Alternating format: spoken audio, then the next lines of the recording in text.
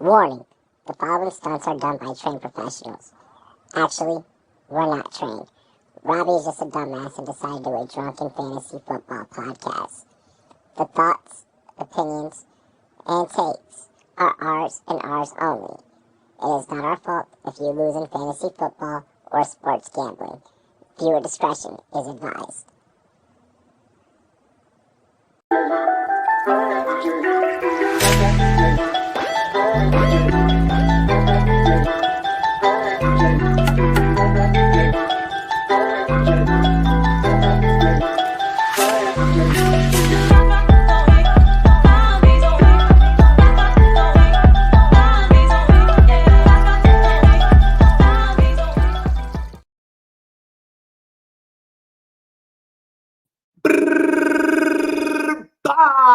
What is going on, ladies and gentlemen? Welcome to the one and the only Rumboyz Fantasy Network. It's your boy Rumboyz Robbie. We have an action-packed show for y'all, but first, rocking the Commander's chain because we about to put up. Lord forgive for they do not what they have done. After that loss to the Baltimore Ravens, my Commander's about to go ahead and go out there and put up a quick 40 burger up on the Carolina Panthers. Shop GLD. You can get like me, get your favorite GLD, represent your favorite teams from all of your favorite sports. Link is down below. You already know. Hey, yo, let's take them to the yacht. Show them some of the products that we got. Hop out in Miami when no land, I got no understanding. Out of here, I'm burning, or turn me on, you can't understand. In the club, posted up, they lit up, no matter where I'm standing. Drop GLD for the Cuban link, yeah, you see it there. Might spaz out on some taller shit, no one zero tolerance. Money conversations ain't hard to relate, it's hollering. See my net, they acknowledge it, good friend, girl, when you're not. Without further ado, we are going to get into the cast and crew because I don't know about you. I'm ready to drink and have a couple of brews. First up, stepping up to the plate, ladies and gentlemen, representing the West Coast. Drop it like it's hot. Drop it like it's hot. Drop the mic, FM. California love Knows how to party. California knows how to party. Bad timing to be singing that with the Dodgers catching that L, but it's all good. But it's California. We gotta keep things interesting, We gotta keep things interesting, That's what we were doing today. Ladies and gentlemen, next up, stepping up to the plate. You already know how it goes down. This is the mouth of the South, Gator J. What is good, fellas? What is good? I've learned a couple things over the last 24 hours. Baker Mayfield, #1 in the NFL, 17 touchdowns, on pace for 48. By the way, Mike Evans and Chris Godwin, both first in the NFL with 5, on pace for 14 each. How you doing tonight? Let's go, Bucks. How you doing? Let's get it. Fellas, it has been a week. Aiden, what's good? Leafs, if you got a bump on it. All right. So since Gator was giving us a hard time about the Dodgers before, I wasn't giving you a hard time. I'm stating facts, dude. Well, no. Dodgers got their ass handed to them today. I found out a fact today that I did not know about baseball. How about Duke just scored again? Florida State is down. Do you know how the Mets got their jersey colors and design when they made their team in '62? The Metropolitans, they probably copied the Yankees with the pinstripes because that's pinstripes with the Yankees. Looks like. But they picked their colors orange and blue because of the Giants, and it's not the exact color, but because the Giants and Dodgers that left New York. So the stripes were from the Yankees, and the blue and the orange were from the Dodgers and Giants. So they've always been wannabes. Okay. What up, Tom Blood? What's good, Will? They couldn't be original, is what I'm saying. Hey, real quick, Will. I'm excited to see you at the Cigar Lounge tomorrow. Oh no, it's Will. Oh no, excited to I'll bet you right now, Will was sweating his balls off last Saturday, and I don't mean in a good way. No. Bobby's about to say something to Will because he's on camera. So I already did. I already slid that in there. Dang You missed it. All right, let's go ahead. Let's do what we can't do. Let's start getting drunk, boys. Cheers to me. Cheers to you, all the wrong boys and girls. What to do? Dilly. I got that drink in my cup. Don't worry. Don't worry about what's in my cup. Worry about what's in your cup. Don't worry what's in my soda can. Drink Don't it. worry. Don't worry what's in my soda can. You should just let me just do Lil Wayne, bro. You should just dive yourself out with the soda. Last night, not soda. Thursday night football was mid as fuck.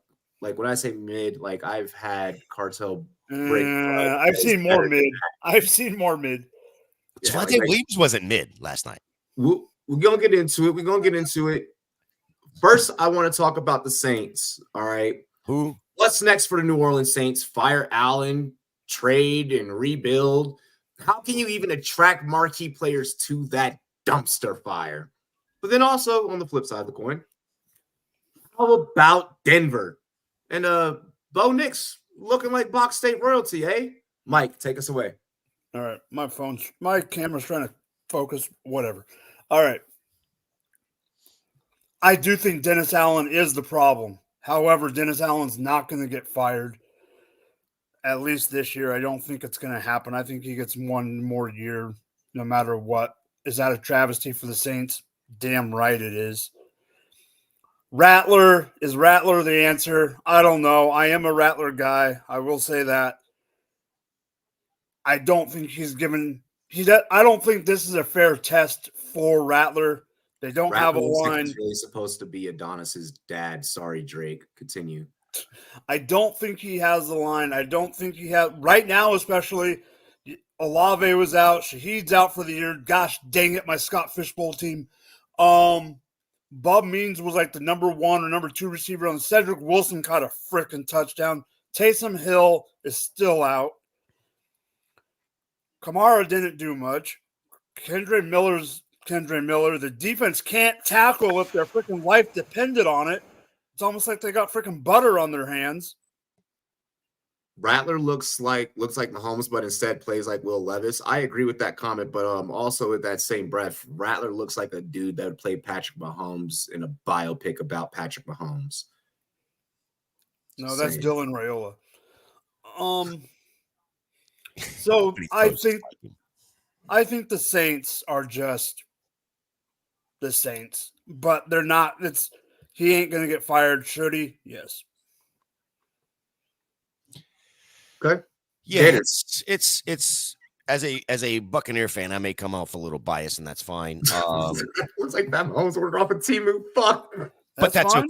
It should be perfectly fine. I hope they keep Dennis Allen, and I hope they keep him for a long fucking time, because he's, as like you said about the game last night, he's as mid as a coach comes. But I didn't bring this up last night. I wanted to save it for tonight. I don't know. Mexican brickweed, bro. The Saints are Mexican brickweed. I don't know if you know this, Robbie, but the Saints did make history last night.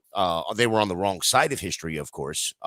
First team in NFL history in over a decade to go 2-0 and then lose 5 straight. So props to you, Saints. I'm gonna drink for the Saints fans. So my brother-in-law was at the game last night, and it was his first time in the Superdome. It's probably not the best way to get first time in a fucking home game for your favorite team. Here's and he's also 0-6 in fantasy. Here's the issue with the Saints and Dennis Allen right now. I mean, like I said, they're mediocre at best. They're living off of week 1 and week 2 against 2 teams that one team in Carolina that we knew wasn't going to be good. Another team in Dallas that we've all found out they aren't good either. So what you blow it's like. It's Dennis Allen, and what he's known for is defense. And just look at the last 2 games. Almost 90 points have been scored against that defense in the last 2 games. And that's what Dennis Allen is known for, is his defensive acumen. Not good, Bob, as they would say, the streets. Good luck. Yes, they've got injuries.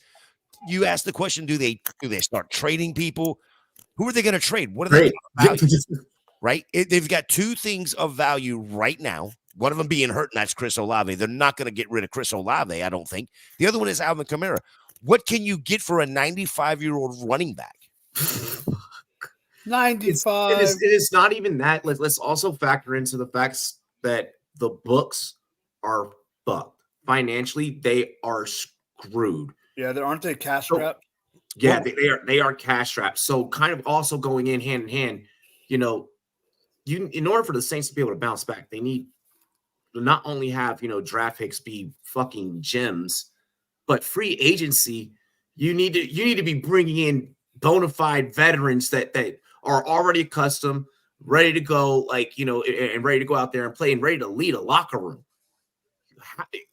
If you're not winning games, if there's not a clear established culture of positivity to go out there and win games, and I'll cut Dennis Allen a little bit of credit. This is why I say, you know, give him another year, because the injuries, he brought that up in the presser last night. But also at the same time, let's not utilize that as an excuse. That's my issue. Because of the financial situation, every freaking player that is employed in the NFL knows that you can't pay them. So you can't attract talent. You can't attract them with the books. What are you going to sell them on fucking tax cuts because of hurricanes? On Mardi Gras. Mardi Gras. We got Mardi Gras at home. I know. I'm just saying they need something. Like the Saints are the third worst when it comes to the cap for this year, only having $2.7 million available. $43 million of their $43 million is dead money right now. And it doesn't get any better next year. They are over the cap for next year. And to your point, Gator, I think that this is, I mean, obviously the financials is the financials with the Saints, but I think this is an issue overall with that market. With that market for any and every sport. Well, look who the owners are for two of those sports. For the exactly. Two major sports. You have the two most major sports in America, and neither of them can fucking fill a house. Well, not even that. Look who the owner of both teams is what I'm saying with the money. Both teams are owned by the Bensons. Life. Yeah. So automatically, you're going to get cheapskate running into the dirt. They need to sell this team. They need, or at least bring in a minority ownership group that can make it more illustrious, build it up. Because last night we had fans in the stands putting paper bags back over their freaking heads. Yeah, they've been doing that for years, haven't they? We hadn't seen it in a hot minute. We saw it second quarter. We started seeing paper bags come back out. So the Saints, it's bad when the fans are bringing the bags expecting to put them on, right? It's not like I'm not bringing this bag. It's not already under your seat. This is so when it's time. Bro, it is a travesty. It is sad. You keep trying to put together mediocre pieces because at the end of the day, players eventually have to go somewhere, which is, I really honestly feel like that's how Carr ended up there. Players eventually have to go somewhere because they want to get a job. They want to be employed. So your destination just ends up being the last fucking straw. You're just lucky that you're not as bad as Carolina because no one wants to deal with Tepper. Which team? I was just going to bring that up. Which team would, if you had the money and you had the choice, you could pick either Carolina or New Orleans. Which one would you own? So if the Rumboyz minority group, we were to come in as a minority buyer, I feel like I could do more in the city of Charlotte. Because I could get involved with that community. I can build, I don't think that I can do anything with New Orleans because of the debt, because of the dead money that you had just read off. That's going to make my job 10 times harder. My job as an owner is to make this thing cool as fuck so people buy our jerseys and, want to come. If I'm Carolina, I can go and find another Cam Newton. I can make the city electric again. I can go get a Luke Kuechly. I can do things. I'm not gonna. I don't want to bust your bubble, but Carolina is pretty much in the exact same spot right now. Carolina right now is only got $1 million to spend, and they're $50 million over, or $50 million of dead money right now. So it's not like it's any better. These two teams are basically the exact same. And I just looked this up because I wanted to see what the answer was. They are literally right next to each other in value on Forbes. For Carolina, they're number 27 at $4.5 billion, and The Saints are at 28 at $4.4 billion. So that's all you need is a couple $1 billion, and you can go and buy one of these two teams, get Tepper or Benson out, and reshape your future and mine. And keep. I really think I would, Robbie, if you went and bought either one of these teams, I would become a fan of that team immediately. I would drop my Bucks fandom. The key would be making it digestible for fans, making the thing cool. So you're saying you're going to bring in Cam Newton and a player like if I were like Carolina, I'd be like, yo, we're moving up, we're selling the fucking farm, we're getting back in the first round. Hey, Shadur, I need to fucking start printing money, and your face can do that. Get over here. Or Travis Hunter or Jincy. Like, I'm going after stars. Wait. Carolina would kick you off the map because Carolina is not used to getting the number 1 overall pick and it being valuable to them. They're used to giving valuable away.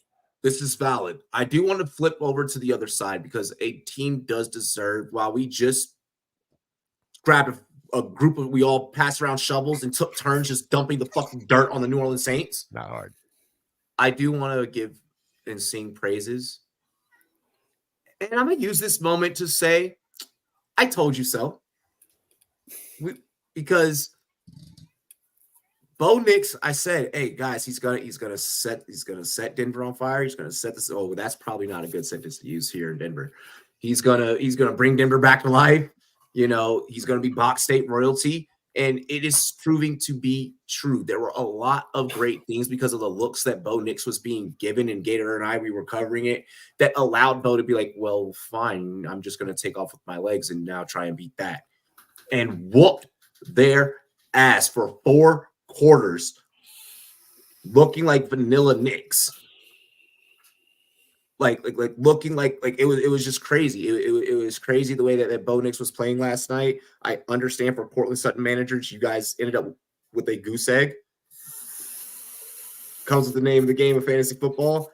But if I'm Denver, I'm liking what's being built. I'm liking what's about to come. I'm looking at cornerstone pieces of the team so that we can now get better. That team's not going to be able to go with this, keep with the same formula and the same personnel that they have right now into next year, and expect them to get over the hump and, to contend with the likes of the Chiefs and so on and so forth.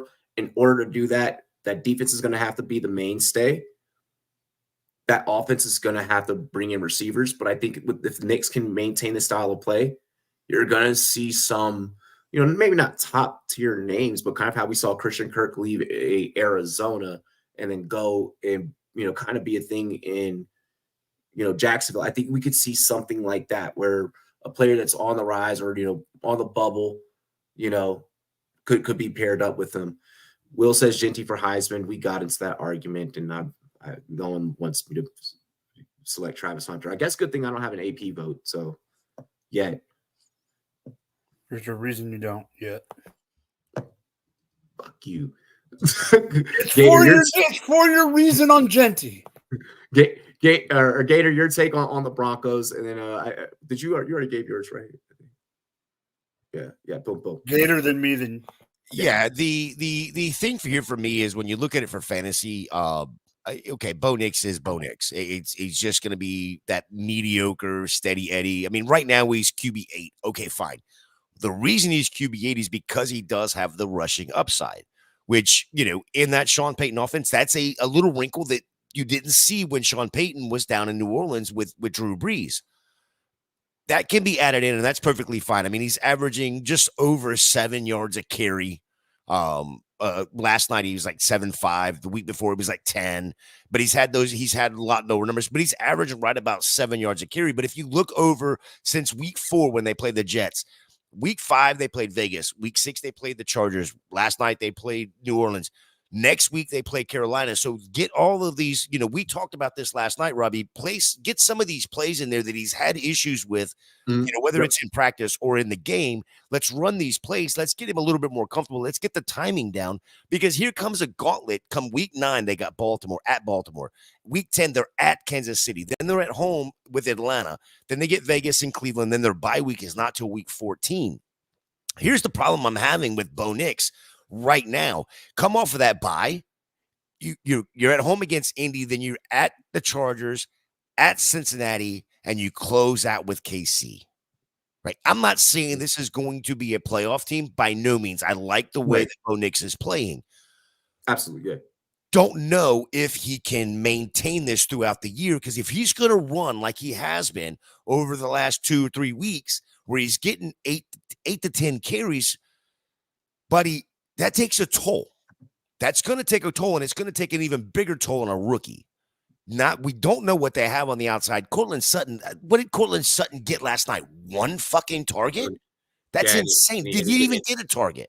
Yeah, he didn't get one actually. Yeah. So you're not even able to feed the main guy. Somehow Cortland Sutton doesn't get a target. Somehow. Like, how is that possible? Now, if Franklin was getting put to use though. Yeah, but if he can feed Sutton and turn around and then use these secondary pieces, the Troy Franklins, the Marvin Mims, the Valets, the little Jordan Humphreys, this offense could be something. They've got a good offensive line. They kept him pretty clean last night in the pocket. He had time all over the place.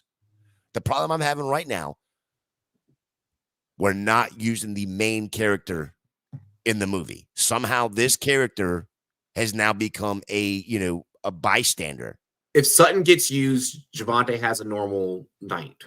I don't know, dude. Devontae, I told you this last night before the fucking game even started. The first guy was not bringing him down, and it was on a regular that I'd seen that. You saw it last night. They were also playing. I don't care who it is. You're an NFL player. You should be able to fucking tackle. You're an NFL player.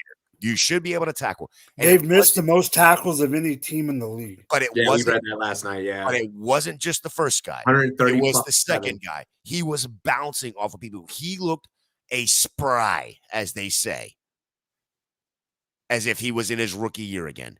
And Audric Estime getting some work too. Well, Audric Estime fumbled last night and then didn't get a fucking another thing. He 5 carries, 29 yards for Audric Estime. Slow down on that bullshit. He'll get he'll get that out of the system. He'll get that out of it. Hey, I let y'all fucking ride your Carson Steele train while he was putting the ball on the ground 2 times a game. Yeah, exactly. That's what I thought. I didn't ride Carson Steele. Hey, wait. Or no, it was him and Taco that were all on Carson Steele. Yes. Roll the tape. Someone get the fucking tape. No. Get me out. I liked him, but Taco was the one that was on him. I was okay with it. Both of y'all were. Taco's been more on the Chiefs this year than I have, so don't even start that. Get your Broncos take. I love Bo Nix, though. I love Bo Nix, and I think Box next year is the year for him in fantasy. Box State Bo. All right, so I'm not as high on Bo. However, it's because of the rushing upside is why I do like him. 170-something yards, 10 carries for 75. Just like you brought up, Gator, the 7.5 for last night per carry. That's great. Like you also mentioned, he didn't have that with Breeze. That ability wasn't there. But here is the story for me last night. I agree with you, Gator. There might be something's up with that offense not getting Sutton, but I'm going to say I think Sutton is on his way out. Not saying he's going to get traded, but I'm just saying I don't think they're going to find Sutton. Do they need to be successful? Yes, but I don't think they're going to, because I think the man of the hour, the wide receiver of the hour is here to stay, and that is Troy effing Franklin. I think he is on the map now. He's Bo Nix's bud from Oregon, and I think he is going to get this usage week in and week out. You've already been using Vele. Now you got him. It's the youngsters are going to step up, and I have to say this, and this is just for me to vent for 5 seconds. Will you please use Marvin Mims like you're using these two? No. We're done with that experiment. No, I know, when it drives me nuts. Marvin Mims, Treylon Burks, fries in the bag. Marvin Mims has more than Treylon. At least Marvin has. They are the same guy. Not even close. The same guy. Marvin Mims at least can do punt returns and have gadget plays a little bit. Treylon Burks might as well go do a freaking Kurt Warner and pack groceries. Right, fries in the bag. Hey, it's Frank. But I also will say, you know what really stings? Is when you're in a very competitive home league. God. Well, for home league, it's my cousin's league. And Javonte Williams is on my goddamn bench. Wait, who was on your bench? Javonte Williams! All right. Let me address this. Okay. I'm glad that you brought that up. All right. Not cool. So no one expected Javonte to do that. No. Gator and I brought this up. Okay. His very first 30 burger in fantasy history for him. And then that was his very first 2 rushing touchdown game. Yeah. If you ask me if Javonte is going to do that ROS rest of season, fuck no. Sell him not if you by can. any means. In Dynasty, I'd sell him right now. Yeah. Oh yeah. We were on TikTok earlier, and I was telling people, yo, this is your chance to sell high on Javonte. Like, this is your fucking shot. Like, if you see that person that has no running backs, that person that's been like that invested on Zamir White, and now they're having to start fucking Alexander Madison as an RB2 because that didn't work out. Yeah, go holler at that guy and steal his receivers. CMC owner. Yeah. CMC managers are always a fucking target. Puka managers are always a target. Yeah. Yeah. Want to get into the next topic. And of course, we do have to talk about our cover athlete of the night. Great job, Mike. Round of applause. I need to just get a stream deck so I can just hit the button and then it's like, turn to our cover athlete of the night. Devontae Adams has reunited and it feels so good. With Aaron Rodgers, Hackett, and Lazard all to form the New York Packers. I'm kidding. All jokes aside, though, what is our outlook on this team moving forward? Playoffs for the New York Jets. And do you consider this team fantasy friendly now when we think about, the effects of how it affects Garrett Wilson, so on and so forth? Can this offense now stay on the field long enough to give us points? Gator. Who fucking knows? It's the Jets. It's the Jets. There is so many other issues, honestly, with the Jets in the locker room, off the field, that, again, who fucking knows? I don't think I think it moves Garrett Wilson down to a mid to back end wide receiver 2. And I don't think Devontae jumps up into a wide receiver 1. I mean, I think he's still a wide receiver 2. I think the one that probably hurts the most is Lazard, to be quite honest. I mean, we as a community, we all thought this was coming. We said this, way back when we knew Rodgers was actually going to play again this year. It doesn't do anything for me. I don't think my mind has changed on the Jets. I just think there's so many other problems defensively as well. Full of Tony and faked an injury.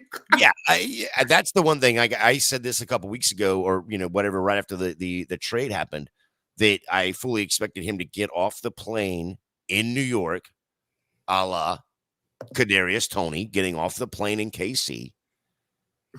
Ripping off, basically taking the stone cold, taking the knee brace off and throwing it back on the plane.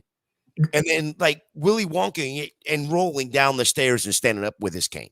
And bro, just kind of doing the jig, trying to get, hey, well, let's go do this. Let's go do this. So we both follow each other on Instagram. Did you see when I shared the post? Remember that clip from WWE when I believe it was like Jeff Hardy. He was in the wheelchair with the fake cast. Yes. And then he stood up. It was Diesel.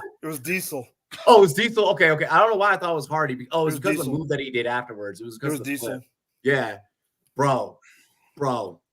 Dad, continue. I'm sorry. No, but when it comes to fantasy, I don't think it really moves the needle a ton.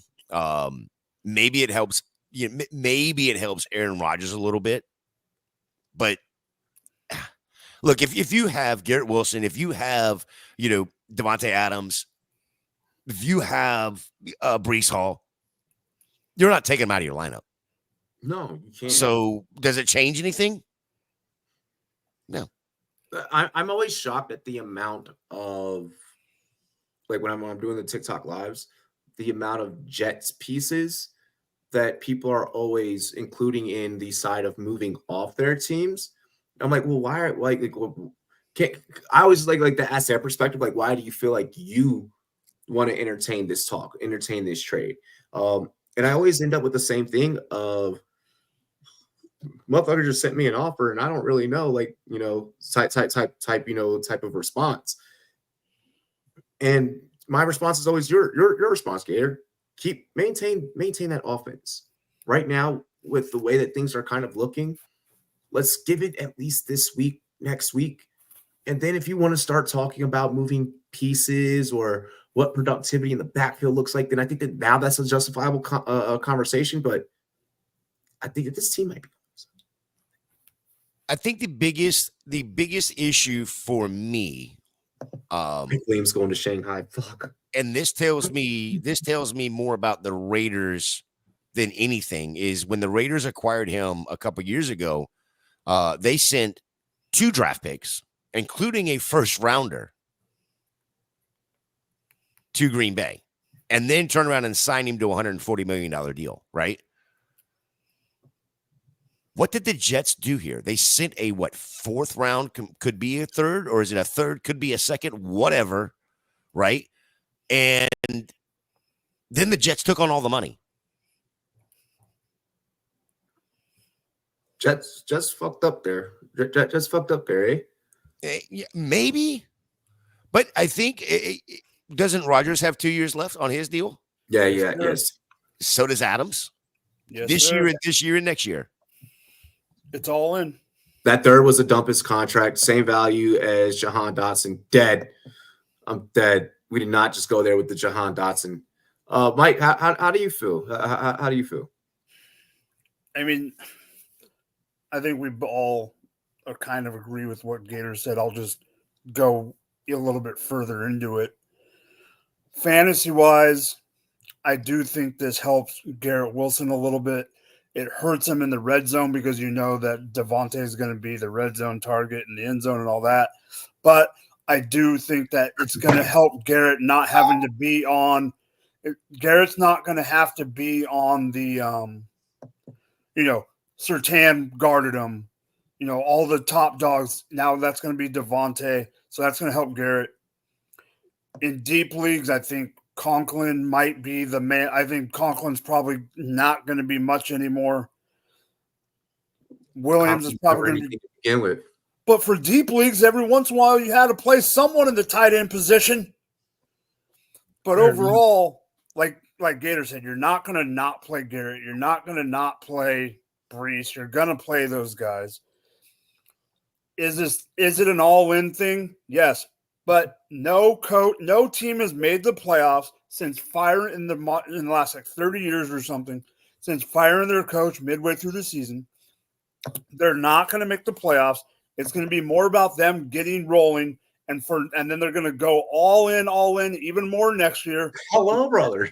And then after that, if they don't do shit like we probably expect, then that's where they're going to be more in a hole than the Jets already have been for 3 or 4 years. Because guess what? They're going to look like the teams that we talked crap about earlier in the episode, in the Saints and the Panthers, where they're going to have all, no cap, dead money, all this other problems because they went in hard and then are going to have to suffer for a few more years. And they're going to clean house with coaches and GMs and start fresh. Hear me out with that. At least there is a team in the National Football League that was down in the dumps that at least chose, when they said the words to their fans, we're going all in. The fuckers actually went all in.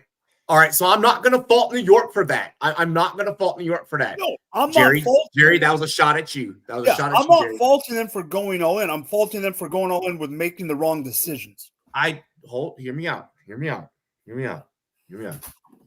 Okay. I don't necessarily feel that it was all of the wrong decisions. I feel like maybe in the beginning, I feel like they're now trying to resurrect those things as quick as possible. Sometimes this does not work. It's like what this reminds me of. I'm going to use a personal life example. Okay. The example that I'm about to use is not a reflection of anyone else's life on this panel, but it's like when you get caught, like, liking pictures and shit that you're probably not supposed to do. Like, you get caught cheating basically, and now you got to fucking be like, all right, baby, don't leave. Like, let's keep this thing together. And now you're trying to hurry up and prove in like a matter of months that everything's going to be okay so that you don't get kicked the fuck out. That's what it's like. That's what it's like. It's like, yo, I messed up so bad and I finally got caught. I need to now try and resurrect it and make it better. My problem with what this started this year is not the Rodgers, but this year is, should they have fired Salah? I don't know. But the problem is, because of Rodgers being there, you can't get rid of Hackett. That's the issue that I have. That is definitely an issue. That was one that I was going to touch on. I mean, they put his ass on the sideline for sure. And Aaron Rodgers, I think, signed off on that. Exactly. I think he should have the building. Fair. I agree with that as well. Sounds like something from personal experience. I just said that it was from personal experience. He said it. I literally led with that exact line. But thank you. Thank you for reminding me what I just said.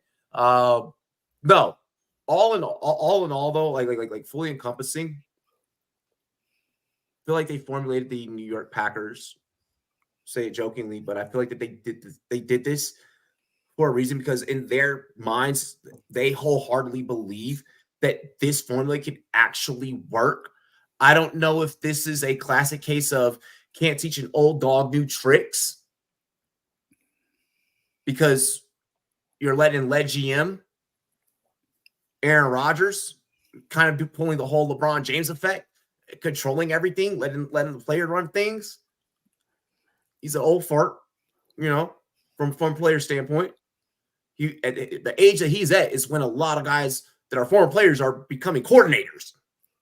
So he knows just as much football as the rest of the folks in that building. With that being said, with that being stated, I think Devontae goes the fuck off.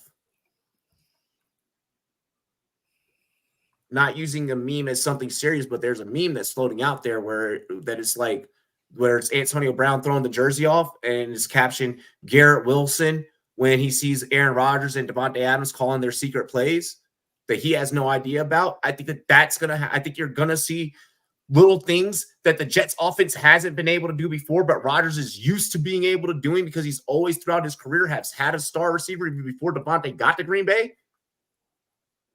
You're going to see that unfold. I think that people still want to hang on to the value of Garrett Wilson and how talented he is. Rodgers is a guy who likes to throw to his guys.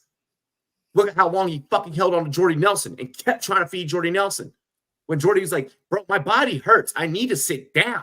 I've seen those memes going around too, that they were going to sign Jordy Nelson. Yeah, I saw those too. Those are hilarious as well. Lazard is still going to be a factor. I'm sorry to tell the Garrett Wilson managers this. It's still, even when Garrett Wilson, over the last 2 games, got his 23 targets or 23 receptions or whatever stat. Targets, yeah, it's 23 targets. Even during that, Lazard was still fucking eating. Lazard was still eating into that. I still feel like that Garrett Wilson has tossed it to a touchdown-dependent role, because you've now reunited the gang. The band is back together. It's gonna be like when a fraternity that gets disbanded in college gets back together, and they're all like married and have kids together. Like they have like kids and everything, and they're like, you know what? Let's have a weekend with the boys and go fucking crazy and wild. That's what the Jets are gonna do this week. And there's a team on the other side that we're gonna talk about later on that's going to have to deal with that. I'm not saying that you're wrong, but I want to pose this question to you real quick. Yes, sir. The last 2 weeks. Can I get a cheers first? Absolutely. Let's The drink. last 2 weeks at Minnesota, and then of course against Buffalo on Monday night, 33 targets for one Garrett Wilson. Yeah. Between the two.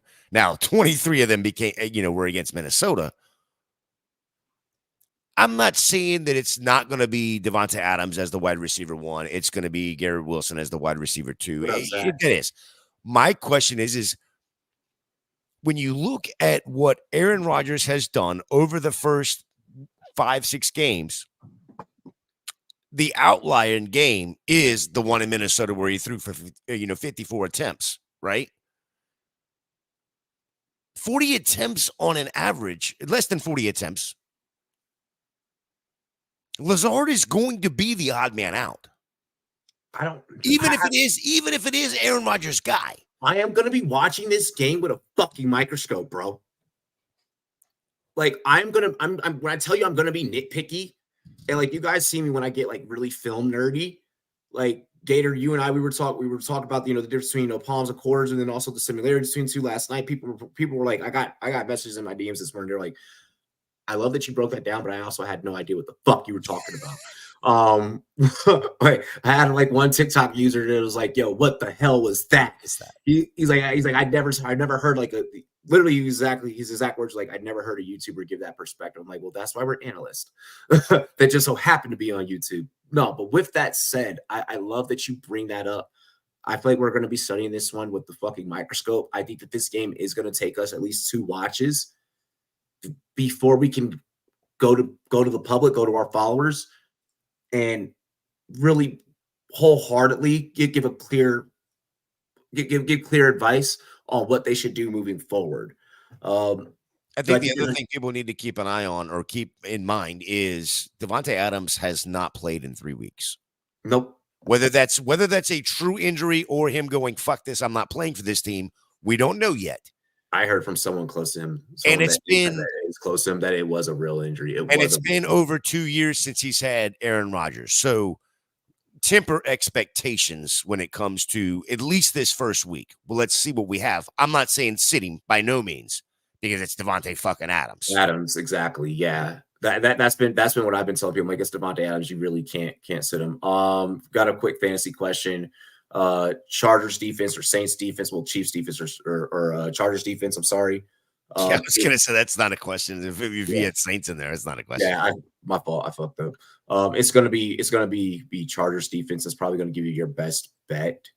In order for you to justify starting either Chiefs or San Fran defense, the philosophy that you're going off of is hopefully there's so much passing through the air that it creates the opportunity for interceptions.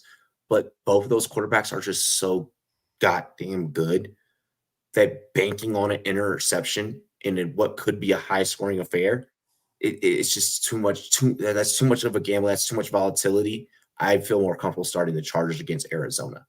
I'm going to be on the opposite side of that one for you because of the question marks that are in San Francisco right now in their receiving core. I know Deebo Samuel's practiced today. Jordan Mason seems to be okay. Fine, whatever. That front four for KC are grown-ass men, to be quite fucking honest. The side for me with I don't give a damn what Brock Purdy's throwing or who he's throwing to outside of, Brandon Ayuk and Deebo Samuel, if Brandon Ayuk is really a player anymore. The only other person that can be Kittle, but that fucking, like I said, the front four, actually the front 7 for Kansas City are fucking grown ass men. It's going to take a lot for San Fran to run away with this game, and we know what Patrick Mahomes is going to do. I think it's going to take a lot for either fucking team. Like that's why I'm not playing either defense this week. I'm literally not playing either defense this week. The problem with the Chargers for me is Bosa is whatever, he's washed. Arizona coming off of a fucking ass whooping that they did, and Marvin Harrison Jr. is playing. He is healthy. He's passed concussion protocol. But Chargers will drop back 7 on you and not give a fuck and dare you to do the damn thing. Sure. So when it works, unless you are playing in an IDP league, not a defensive league. IDP is where you're going to play parts of the Chargers D. You're not playing the Chargers D as a whole against Marvin Harrison Jr. and Mike Wilson. I am. You're making a mistake, I believe. I think Marvin Harrison Jr. is not a priority in the passing game. Doesn't matter. It doesn't matter. You know what? The most I can take away, you and I both know that if you take away MHJ with brackets, the motherfucker's not doing a damn thing. You might as well just buy a one-way ticket to Deutschland and that Arizona offense. Sure, that's fine. And they're just going to go 8 yards, 8 yards, 8 yards, 8 yards, 8 yards. That's fine. You know what the most points the Chargers defense have gotten you for the full year? Max points. They did it in week 1. It was 15 points, and it was against Vegas. So, hello, bye-bye. Brad asked, would I trade JT for Chan and Kyler? Taco, I see you in the background. I'll get you. I'm about to cycle through these fucking comments like really fast because I got to get to the next topic. So we get JT for a Chan and Kyler. Is it a super flex league? First of all, because if it is, yes. I'm going to put this in perspective of it being single QB, just because like from what Brad has told me through live chats and such. This trade is dependent on your need at quarterback. If you do not have a need at QB strategically, and if it's a roster that I'm thinking of, strategically, you're not making this trade. Because if this is the roster I believe it is, Brad, this roster is already pretty much tip-top shape. Two style of leagues I would consider this in. First one is Superflex. Second one would be a Dynasty.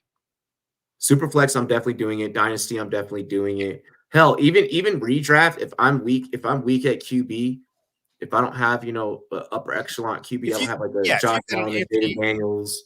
Yeah, if you've got an Anthony Richardson, something like that, you want. Yeah, if I got exactly. You want the solid four because you don't want the ups and downs at that QB. You want that plug and play. Yep. Yes, go get Kyler. I mean, you can justify moving JT just because JT doesn't seem like. Well, he's ruled out this week yet again, so he's already been ruled out. I don't think that he wants to fucking play with Anthony Richardson. That could be possible too. I need to stop before the people of Indianapolis come after me. And palms the corner passes, the go route to the safety and quarters, the med deep man, expects to dig. You play the man outside unless it's an in breaker. So no passes to the safety. Basically, that's a quick kind of a quick explanation of it. Here's another one: Steelers or Vikings defense. My Steelers up against the Jets. The Vikings are up against Detroit. You can't do Detroit play Minnesota this week. You can't, even though Minnesota's a top 2 defense in fantasy, you can't play them. Dude, I think that one there you're playing the Steelers D right there. Yeah, he has to play Steelers defense. You can't in good faith start the Vikings. And ladies and gentlemen, Taco. Oh wait, from the now. TDS Taco. Okay, the show is officially starting now. Okay, cool. Now we know where. Taco, penalty shot, Taco. Yeah, penalty shot. All right. Well, let me get my claw out. I was gonna say, let him get his water beer. Exactly. At my advanced age, it's good for my health. Advanced age. You're talking to 2 guys on this side. Shut up. Keep your fucking carbs down. Advanced age. Listen, man. 3-year-old. The vast majority of the population, I'm in an advanced age. I do want to. I love that we just got hit off. I got a little gray hair. So I think Slap was commenting on it. I got little grays coming in. Wow, I'm dead. Reaching formula. I do want to get into the next topic here. And it's perfect that we just got asked about, that whole, Steelers defense fantasy question there, Steelers versus Vikings fantasy question, because we're actually going to segue into the Steelers. The Pittsburgh Steelers today completely blew. Like when I say blew, like they completely blew the element of surprise. All right. This is the equivalent of being a sniper in a bush and then lighting a cigarette so that everyone sees exactly your position. They completely blew the element of surprise when George Pickens subliminally leaked who the starting quarterback for Sunday will be, which clearly head coach Mike Tomlin was trying to keep that top secret, confidential, if you shall say. All right. Now that the cat is out the bag, I feel the question is, what happens if the Steelers lose under Wilson? This is a what-if scenario. We're not predicting the game right now. All right. We have a whole new set. We have a different segment for that. And can he go out there and still get the job done for this team? I mean, Fields has been doing damn good, and the locker room is clearly bought into Fields. Same issue that we dealt with in Chicago, except without Caleb Williams like physically being there. Like we're dealing with that here with Russell like just looming over his shoulder like Undertaker. I want to get you gentlemen's thoughts. Mike, you're going to kick this one off just because, Gator and I kind of overtook that other half. Taco, you'll go next, and then Gator and I will just kind of, We didn't even get to talk about Amari Cooper. I just want to know. I just want you to know. That's on the second half. That's on the second half. Just fucking with you. Yeah. Oh, no, I got it. Wrote the shit down. Oh, you got a sheet. Oh, shit.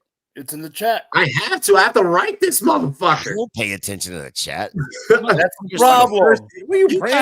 You guys talk about all kinds of shit. Like what's that? What's that stuff you were talking about earlier, Robbie? Whoa, hey, Mike, take it away. Yuck! I need to eat dinner later. Okay.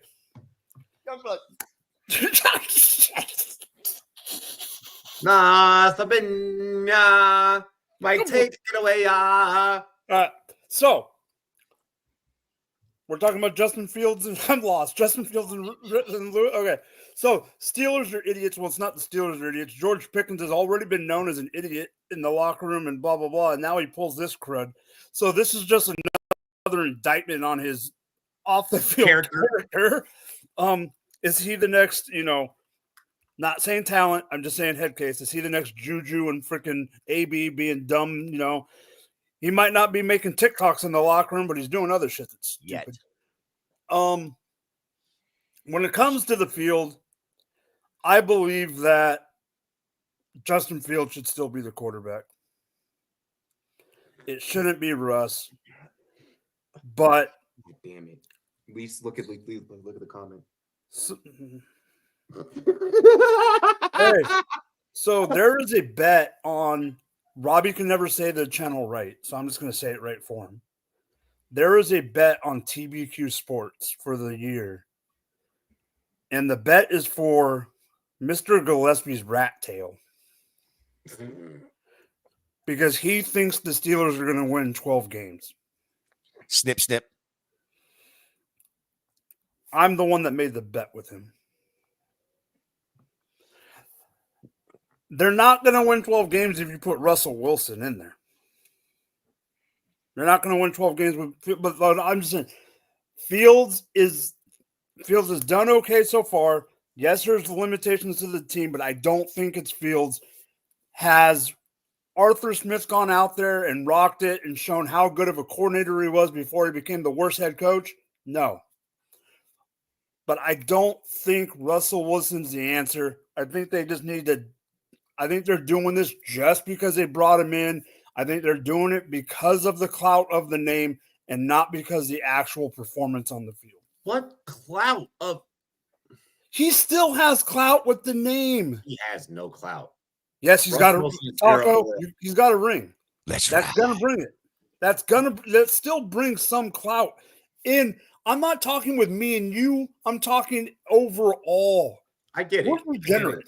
When's the last time Sierra put a song out? Because I think she's got more clout than he does. Oh, he does. She 100% has way more clout than he does. Oh, yeah, she has definitely more clout than him. She had a kid by Future. She's always going to have more clout than he. I mean, she had Mr. Unlimited. That kid's going to have more football talent than Russell. She had a kid before. Russell Wilson. Future was a basketball player. Yeah, was it basketball? No. I didn't say sports talent. He's going to have more football talent. He's going to have more football talent than Russell. He's going to have more music talent than Russell. He's going to get more bitches than Russell. Would you see Russell's ex? I mean, all Russell needed was one, so it didn't matter. All right, so Taco, you can take it away. My bad. I didn't mean to make you fall over. Lord knows Come on. I am the only one in this camp, but Justin Fields, just like he said, did not do enough to make this a slam door case. Period, point blank, end of story. If he was more efficient, like, yes, we get it. He can run the ball. Yes, we know he can make some magic happen with his feet. But at the end of the day, I need my quarterback to be able to go out there, read the defense, and make the proper throws on the proper downs to execute the game plan. And if you're not able to execute parts of the game plan in order to keep the chains moving, particularly as we head into playoff football, which is what you're playing for. If you're not playing for playoff football and you're playing, hey, we just want to get the best record so we get a first round and out, then what the fuck are you doing? Okay, if you're going to win in the playoffs, you need a guy that can go out there and get you first downs, that can see and hit the target when it needs to be hit, that can understand to line you guys up and make sure, hey, guess what? We have a run, but you know what? Let me check to a quick pass where I can get my guy the ball real quick. These are things that a veteran QB like Russ can do. Now, here is the biggest thing that you have by doing it this way. Russ was hurt. Was he really hurt or was he not really hurt? We can all debate that because Russ was trying to say he was ready to play since week 1. So is this not that the organization may be saying, Fields, we're not gonna give you the job, but we're gonna make sure Russell Wilson's hurt so you get some leeway to go out there and show what you got. And if you can just run away with this job, we'll give it to you. But since you have it, now let's give Russell Wilson a little shot. I believe they have 2 weeks until their bye. You give Russell the next 2 weeks. You see how this looks coming out of the bye. You can then make that transition back to Fields. You keep the locker room. You take a shot and see if Russell Wilson still has it, if he can still execute some plays, because at the end of the season with that Broncos, he did not look absolutely awful. He does have the ability to make some plays. He was in a bad situation with that Denver team when he came over. All around, whether it was the way he came in, whether it was the coaching staff, whether it was the players around him, that was just a bad situation. And overall for his career, Russ has been a solid quarterback. And when you look at guys like Andy Dalton and all the other ones coming back, I think you got to give him a shot. Hold on. I'm gonna see if well, like after you just said that, I'm gonna see if that stat gets brought up in the prior chat that I just sent. I have either Gator or Mike do some research for me really quick, because if I am correct, I'm not trying to go full on NFL football conspiracy theorist here, but you bring up a very fucking valid point, because I believe that Justin Fields trade pick, they get a higher pick if he plays 75% of the year. Oh, that's even more incentive for them to do this. So to that point, knowing that, I'm trying to remember exactly what the fuck the pick becomes. Oh my, I used to know this off the top of my head like about a month ago, and it's been so long that I haven't had to refer back to the information. It's in my head. Steelers sent a 25 6th round pick that could become a 4th round pick. That's what it is. If Fields plays 51%. It's 51 snaps. Okay. I thought it was 75. Okay. So now knowing that, if you're the Steelers, you're like, oh shit, more than we I've just about gotten I've gotten my wins out of you. 2, now I can now get a pick out of you as well. 3, if this doesn't pan out with Wilson this week, I can now come back to you.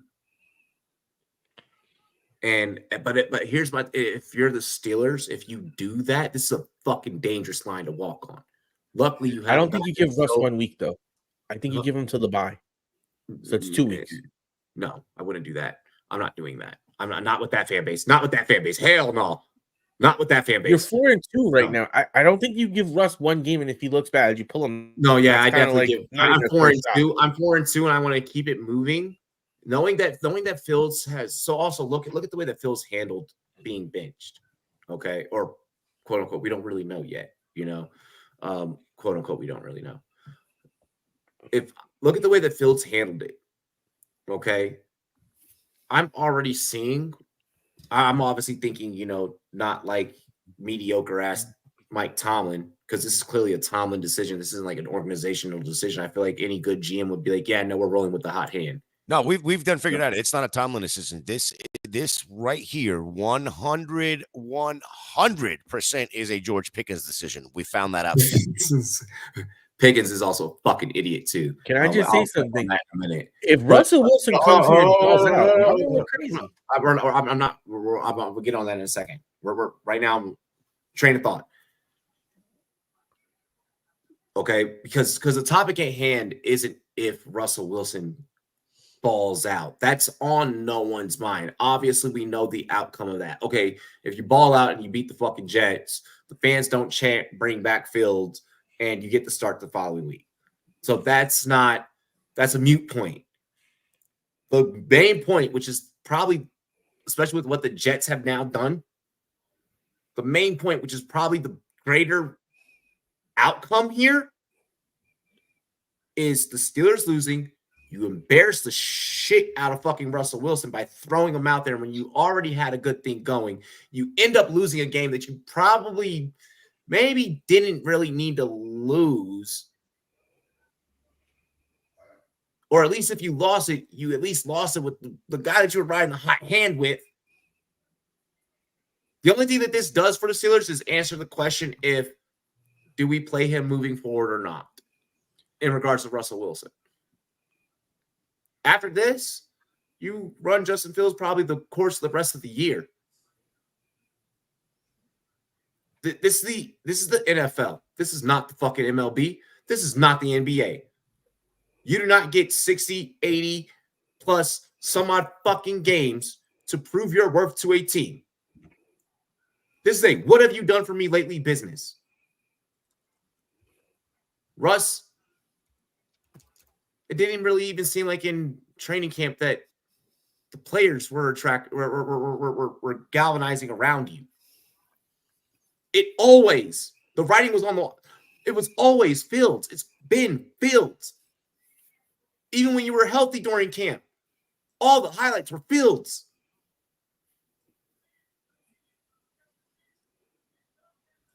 Who has the better legs and can actually extend the play due to their youth? Fields. Your body can't do that anymore, Russell. Gator, anything else that you want to add? Yeah, two quick points. I didn't realize, honestly, that it was at 51%. I thought it was quite a bit higher than that. But so I could see them, like Taco said, waiting 2 weeks minimum with the bye week coming in 3 weeks. I do want to give Justin a lot of props the way he handled this. I'll read his quote real quick because I think this shows the maturity of a 25-year-old. Now, this isn't a 35, 40-year-old man. This is a 25-year-old, and I'm old enough to be able to say 25-year-old kid because he's just a little bit older than my daughter. Justin Fields says, if I'm being real with myself, I think I did play well enough. If I played well enough, I don't think there'd be any sort of question on who'd be playing or who shouldn't be playing, right? Now, looking at it from a fantasy perspective, we all want Fields because he has the rushing upside.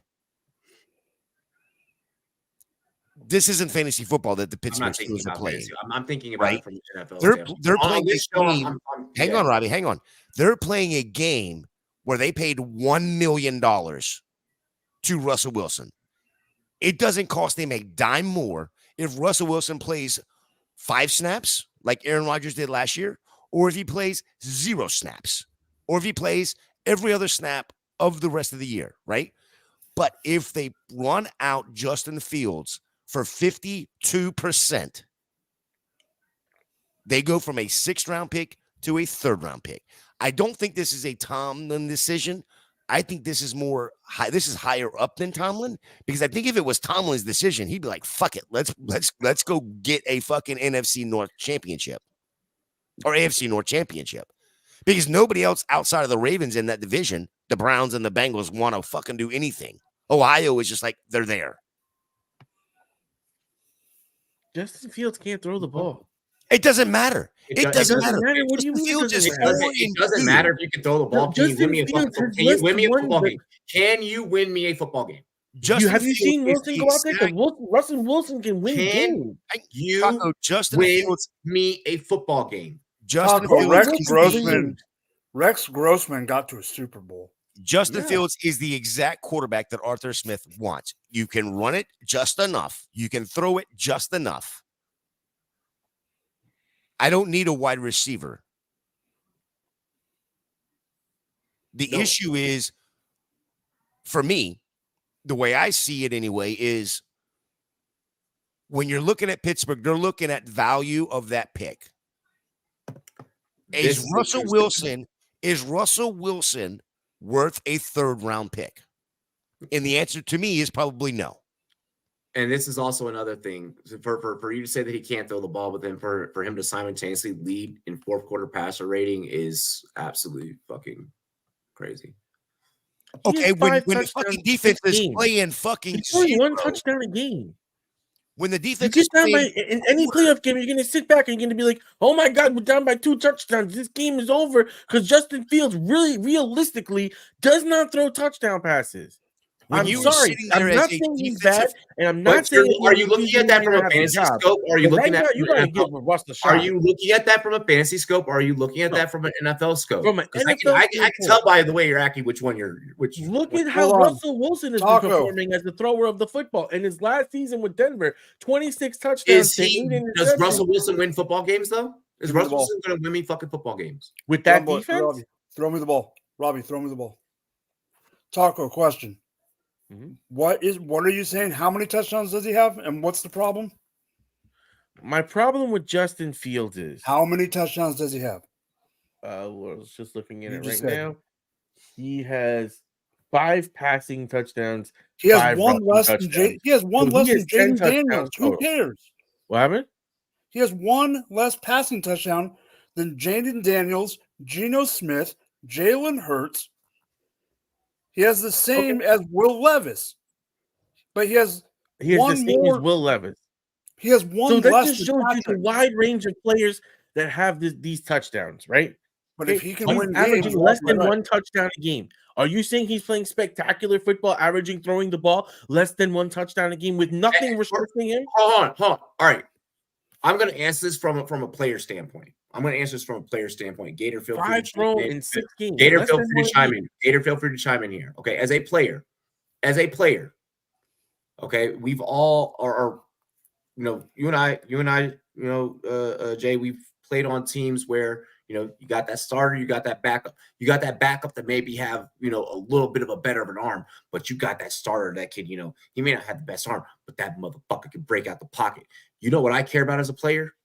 Would it be nice for my stat sheet to be crazy? It would be great, especially as a wide receiver. Get me the fuck out of this stadium, whether it's home or away, and put a W up. If that means that as a receiver, to be a team player, I gotta go out there and block for you. All right. If that means that I'm only catching screens, all right. If I'm only getting maybe the occasional, 7-10 yard slant, fine. I know you'll find me in the deep game eventually when we need to call that. Get me wins. Yeah, that's exactly why I brought up the quote that Justin Fields made, because those kind of quotes, you were getting benched. Remember, this is Justin Fields' 3rd fucking year in the NFL, and he's already making quotes like that. You know what that does? That builds leadership in the locker room, right? It's a great quote. So, but here's the problem with this is, and admittedly, I'm not in Pittsburgh. I don't read the local paper, don't see the local news, any of that kind of stuff. I've only see what's nationally put out there. And of course, the Justin Fields quote was put out there. You don't see that kind of thing. You didn't see it in Denver. You didn't see it that much in fucking Seattle when they were winning the Super Bowl with Russell Wilson winning over a fucking locker room. He was more of a me guy, where Justin Fields is like, Leafs is in the comments. Leafs is killing it in the comments. Listen, this wins over locker rooms, right? And this kind of situation, look, we don't expect Pittsburgh to do a ton when it comes to the playoffs. If they make the playoffs, they're not going to make a Super Bowl run. Nobody here believes that. Nobody in the comments believes that at all. Right.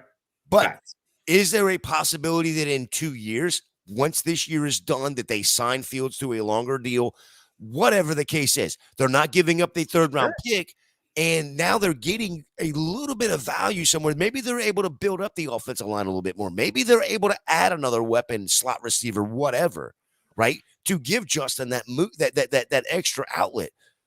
This is what these kind of comments are what is going to build the locker room up and surround your guy, that quarterback, even if he sucks as a downfield passer, even if that's horrible, but he can get in the end zone.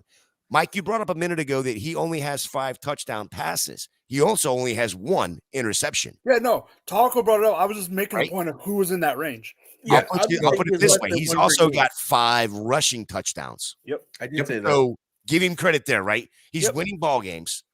I get what Taco's saying in the sense of you only paid $1 million for this guy for the year. Put him in there. Fuck it. If he goes out there in 4 games and tears an ACL, who cares? I'll say it like this. If it were me and not whack-ass drama-causing, issue-causing, cancer freaking George Pickens, I would be like, yo, I'm running through a wall for fucking Fields. I'm running through a wall for whoever you put out there. I'm running through a wall. I'm running through a wall for the guy that's going out there and winning me games. Yep. I don't know this corny motherfucker. I know this in the locker room, and that's about it. I thought they said you can't lose your job to injury. He never had it. That was how the game worked. Tomlin named him QB. Tomlin named him QB1 in the offseason. Russell Wilson. He named him QB1 in the offseason. He did get injured, so he didn't lose his job. He's healthy. The way Robbie making it sound is like this is Fields' job. Russell Wilson is now healthy to play. So I said it is definitely Fields' locker room. No one's disagreeing with you on that. I 100% agree. The fact that he is more than likely the future of this team, absolutely. Okay, but right now we are on the same page. Taco and I are on the same page. They give Wilson the shot here, and it doesn't matter what Fields has done over this past week since they've brought in the and the speculation on the outside, and of course Pickens made it abundantly clear today that it is going to be Russell Wilson that starts, But since this week has progressed, you see the locker room surrounding Justin Fields, and they all know there's no sense in trying. Yeah, there's no sense in trying to win a Super Bowl this year, right? And here's the last thing. Let's go ahead. Our guy. I got one last thing for these last couple of weeks. Why aren't you auditioning Russell Wilson for a trade as well? Because they know they want. You need a quarterback at the deadline. Bam! Here goes a 4th, 5th round pick, whatever. Just take Russell Wilson, and we'll get Fields back in there. There's like a whole value situation and everything like that goes in. With hey, listen, you're making a run. You need a quarterback. That's a significantly deeper conversation that goes into what ifs. That's not that there's right now. There's not anything that supports that. That just becomes purely hypothetical, and I'm not going to go down that rabbit hole. Everything else was. But it's within context. Like that's believe you me. Okay, well, all right. I'll answer your fucking question. Miami fucking called up after Tua. No, and it wasn't a thing. It wasn't happening. All right, so that ship is already set and sailed. Let's go ahead and we are going to get into halftime. We will be right back in a few after these messages. A couple of music videos. Word from our sponsors, and we'll be right back. Cheers to me. Cheers to you, all the Run Boys and Girls. What to do? Make sure you like, comment, subscribe.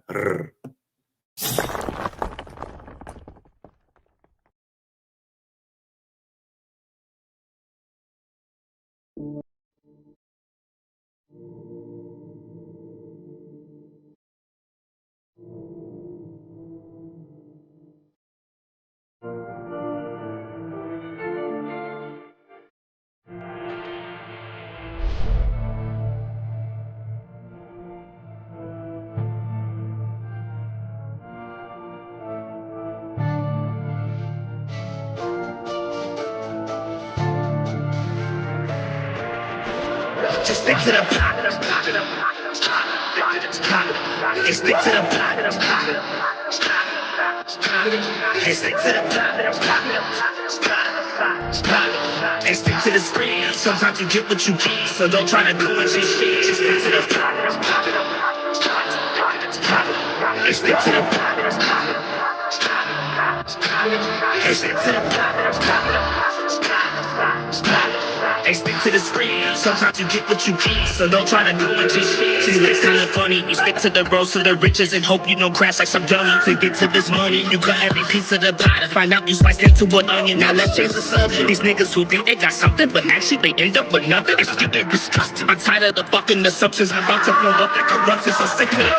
Stick to the plan. When you lose it, gotta get it again. Keep it moving, never stick in the sand. Even when tired, like Michelin Man, shit, I know I'm the man, so I don't give a damn about opinions. I'm racking up millions, you stacking up pennies. She throwing it back in the back of the venue. Now we taking off in her man and his feelings. Now back to the business.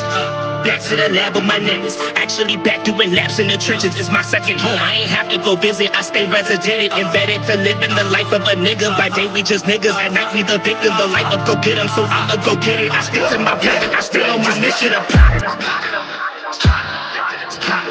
And stick to the plan. And stick to the plan. And stick to the screen. Sometimes you get what you get, so don't try to go into shit. Just stick to the plan. And stick to the plan. And stick to the plan. And stick to the screen. Sometimes you get what you get, so don't try to go into shit. So this is my message. Sometimes you just living in life, be an actor. Don't try to direct it. Now let's change direction. This life that we live for the lesson. Don't count chickens, start counting blessings before they go missing. I promise you, I'm on a mission. I want something, I'ma go get it. No hidden intentions. I open my eyes, saw my vision. Now everyone see that I'm gifted. I'm rapping like Christmas. You niggas just under a tree. I'm smoking it, not metaphorically. I'm smoking no tree. No one's smoking on me. So when I say you're under it, no, that means me. I'm a poet MC and I'm living my dream. Hoping that hopefully you see the hope in me. And if you don't fuck it, cause I'm all I need. Keep my ear to the game and my mind to the streets. I'm a beast. Stick to the #1 mission in hand. Stay true to yourself and give your life meaning. And fuck their opinions, they won't understand. To get to the top, gotta give all you got. Only getting one shot, so give up or not until your heart stops. Gotta stick to the plan. And stick to the plan. And stick to the plan. And stick to the screen. Sometimes you get what you get, so don't try to go into shit. Just stick to the plan. And stick to the plan. And stick to the plan. And stick to the screen. Sometimes you get what you get, so don't try to go into shit. Just stick to the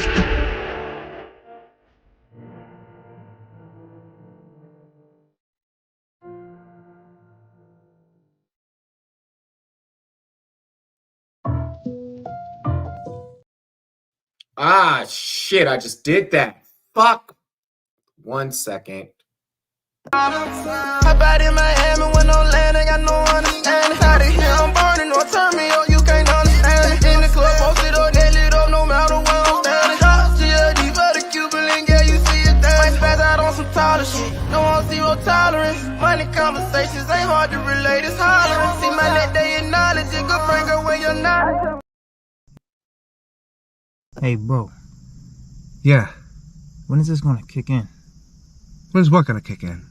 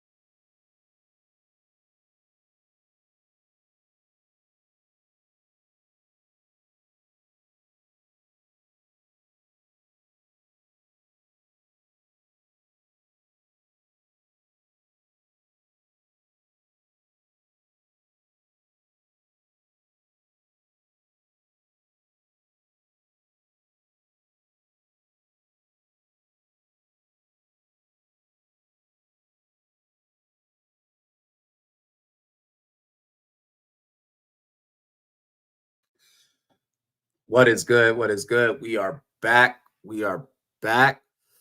Thank you all for joining us. Man, it has been an epic show. Damn, Gator, how you feeling, bro?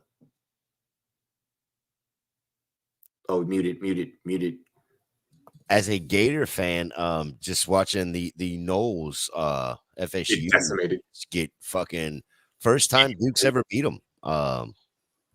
Crazy. I'm doing good though. I'm doing good. I'm glad we made it through halftime. Who was that last? What was that last track you just played? Was that? That's actually a group that I used to manage back when I used to work in the music industry. They are called Equally Opposite, and that track is called Booyah. Booyah! I like that. I'm gonna have to get you to send me the I'll download. send you a link. Yeah, I'll send you a link for damn sure, bro. Support the bros. That's gonna go right in the playlist, right along with Tennessee Whiskey, 23. I'm with it. Yes, in the Yep. playlist. Hey, and you spelled it right too. You spelled it right. You spelled it in the chat. Yeah. Oh, booyah! Yep. Yes. You know. Broncos country. Let's ride. Need the Steelers version ASAP. Oh my gosh. Big guy, what's good? Let's fucking go. Goons in the country. Chat. Let's lay it. Oh my god. Steel country. Oh god, no. Is it Steel Country Let's Lay It or Steel Country Let's Pipe It? Hey. Oh, Hey. Whoa. Yo, he's corny. Steel country. See my beam. Okay. We're getting there. I see where you're going there. I see you. Diddy entered the chat. Well, There's no baby oil here. Why would he be here? Earlier in the show, really quick, cheers to me. Cheers to you, all the Rum boys and girls. What to do, dilly. We love and appreciate all of you. Hey, Robbie, real quick question though. What you've got a coffee mug going? I know it's not coffee. It can't be coffee. In the words of Lil Wayne, don't worry about what's in my cup. Worry about what's in your cup. It's in my cup. Everything that I've done has been successful. So if it's in my cup, I'm gonna continue to drink it. Oh my Lord. Hey, if you're quoting Lil Wayne, I mean, whatever it was, correct. That's right. Like whatever it was that was in my cup, I did a lot more things. It was a lot more successful, a lot more dope than a lot of motherfuckers. To quote Kirko, I got some drink in my cup. Hey, if I put that cup down, I should probably pick it back up again. Hey. Yo, that if y'all don't know that iconic speech by Wayne, like it is like so like just it's a hip hop like kind of it's one of those like interview moments in hip hop that is just historic. PFL tomorrow is gonna be lit. It's gonna be lit. I'm gonna be at the cigar lounge sipping bourbon, puffing on a Pomodoro, watching the fights, watching Tennessee versus Bama, watching Georgia, Texas. We're gonna talk about some college when we get into best bets, but we have to finish up the NFL topic, so we're gonna do that now. Real quick. I just want to give you an update. Guardians down 6-2 to the Yankees. The Cleveland Browns traded Amari Cooper to the Buffalo Bills earlier this week. So, of course, I have to ask, are the Browns ready to enter tank mode, especially since it's clear they are going to run Nick Chubb into the ground? And does Amari's fantasy value increase from previous years with the quarterback change and offensive coordinator change as well? Mike. I like Amari Cooper. I think this does more for Joshua Allen himself. This opens up the passing game after losing Diggs. Kincaid really hasn't done much. Shakir hasn't done what I thought Shakir was going to do. Yes, he got dinged up a couple games. Their running attack, because of Joe Brady more than anything, is alive and well. Josh Allen is still getting his due in the running game. I think this absolutely helps Amari Cooper because guess what? Can it get much freaking worse? So, yes, it helps Amari Cooper. It's going to help him out. I think it's going to take him a little, not to go too far, it's going to take him a little more time to get acclimated. then Devontae can come in like you brought up, and I know I made the joke behind the scenes, which I'm not going to give up the joke, but they're making the Green Bay Jets, joke. Yeah. With Amari not knowing the offense, it's going to take a little bit longer, a couple games for him to get acclimated. I think he'll be fine. I think for fantasy purposes, he'll be like a mid-2, which is perfect where I would want him. Give me Amari Cooper. I was trying to buy him right after the trade. It couldn't work out a deal in Dynasty for a team that was on the come up. Your ass is in enough leagues. I know you already have a share. Don't lie. I have like one. You don't got to lie to kick it. You don't got to lie. You still have a share. You don't got to lie to kick it. It's all good. Dynasty. I'm messing with you. I'm just mucking with you. Gator, you're up, buddy. Yeah, I actually like this move for the Bills, and like you said, Josh Allen. But I love it more for Amari Cooper because I was in on Amari Cooper this year, even with the questionable quarterback play there in Cleveland. I don't know if this matters as much, but in 2018, when he was traded from the Raiders to Dallas, it was also in week 7. And in that first game, he played 85% of the snaps there, Mike. So I expect Amari Cooper to have a fucking game. I think what this does is it hurts Cooper. It hurts Khalil Shakir quite a bit. I mean, they're saying that Cook's going to be back in the backfield, so that's good. That's going to give a little bit of a juice. But we saw what they have in the, I guess in the chamber when it comes to their backfield. We saw that last week. I love this move for Amari Cooper. Oh, I do too. I think he'll be on the field a lot. I just don't know what the numbers will be in week 1. That's all. Yeah, it's Amari Cooper, dude. He's 30-something years old. He's played a lot of football. Week 7 and week 1 for him with the new team. Yeah. I don't think that matters. I really, really don't. Give him 3 or 4 routes, and in the huddle, Josh Allen's going to say, it's this. Period. The end. What side are you on? Boom. Go do your thing. I love that you said that because when I think wide receivers and I think about guys that are cerebral enough to just plug and play in any system, I do think Amari Cooper. Mm-hmm. Yeah. So I love that you brought that up. He's definitely cerebral enough, and he said it. He said it himself. I think he's cerebral enough to where he doesn't have to fully go into the playbook like right now. Like, hey, throw me a couple of packages, coach. I got you. Yeah, give him 2 or 3 plays. Josh Allen's going to know that he's in and going to be able to sit there and go, hey, you're running a 7 route. Hey, you're running a 9. Hey, you're 5 steps, make a turn. This is an option route. The option route is going to be the question marks, right? They're going to have the question marks on the option routes, which I don't anticipate them having a bunch of options this game here. Take the comment. Amari Cooper was hitting bombs with Flacco. He's getting another QB that do the same thing. Yes, 100%. 100%. So again, going right back to the comment I just made. Josh Allen, hey, we're going to break the huddle. Hey, Coop, you're running a 7. Hey, Coop, you're running a 9. Hey, Coop, outside back shoulder 7 route. Hey, Coop, back shoulder, out. 5th in the NFL in yards per game against man coverage. Look, he hasn't done a ton, but he did it against the New York Giants this year. So we know Cooper is comfortable getting it. Yeah, he still has it. It was a matter of quarterback play. It was a fucking matter of quarterback play.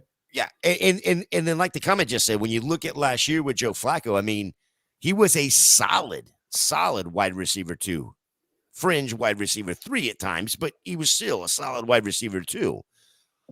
And that was with Joe Flacco, 75-year-old Joe Flacco. So you got Josh Allen, who is going to, and they still got Keon Coleman, right? You still got a Dalton Kincaid that is going to take some coverage. So he's not the only guy on the field. I'm going to drop a hot take.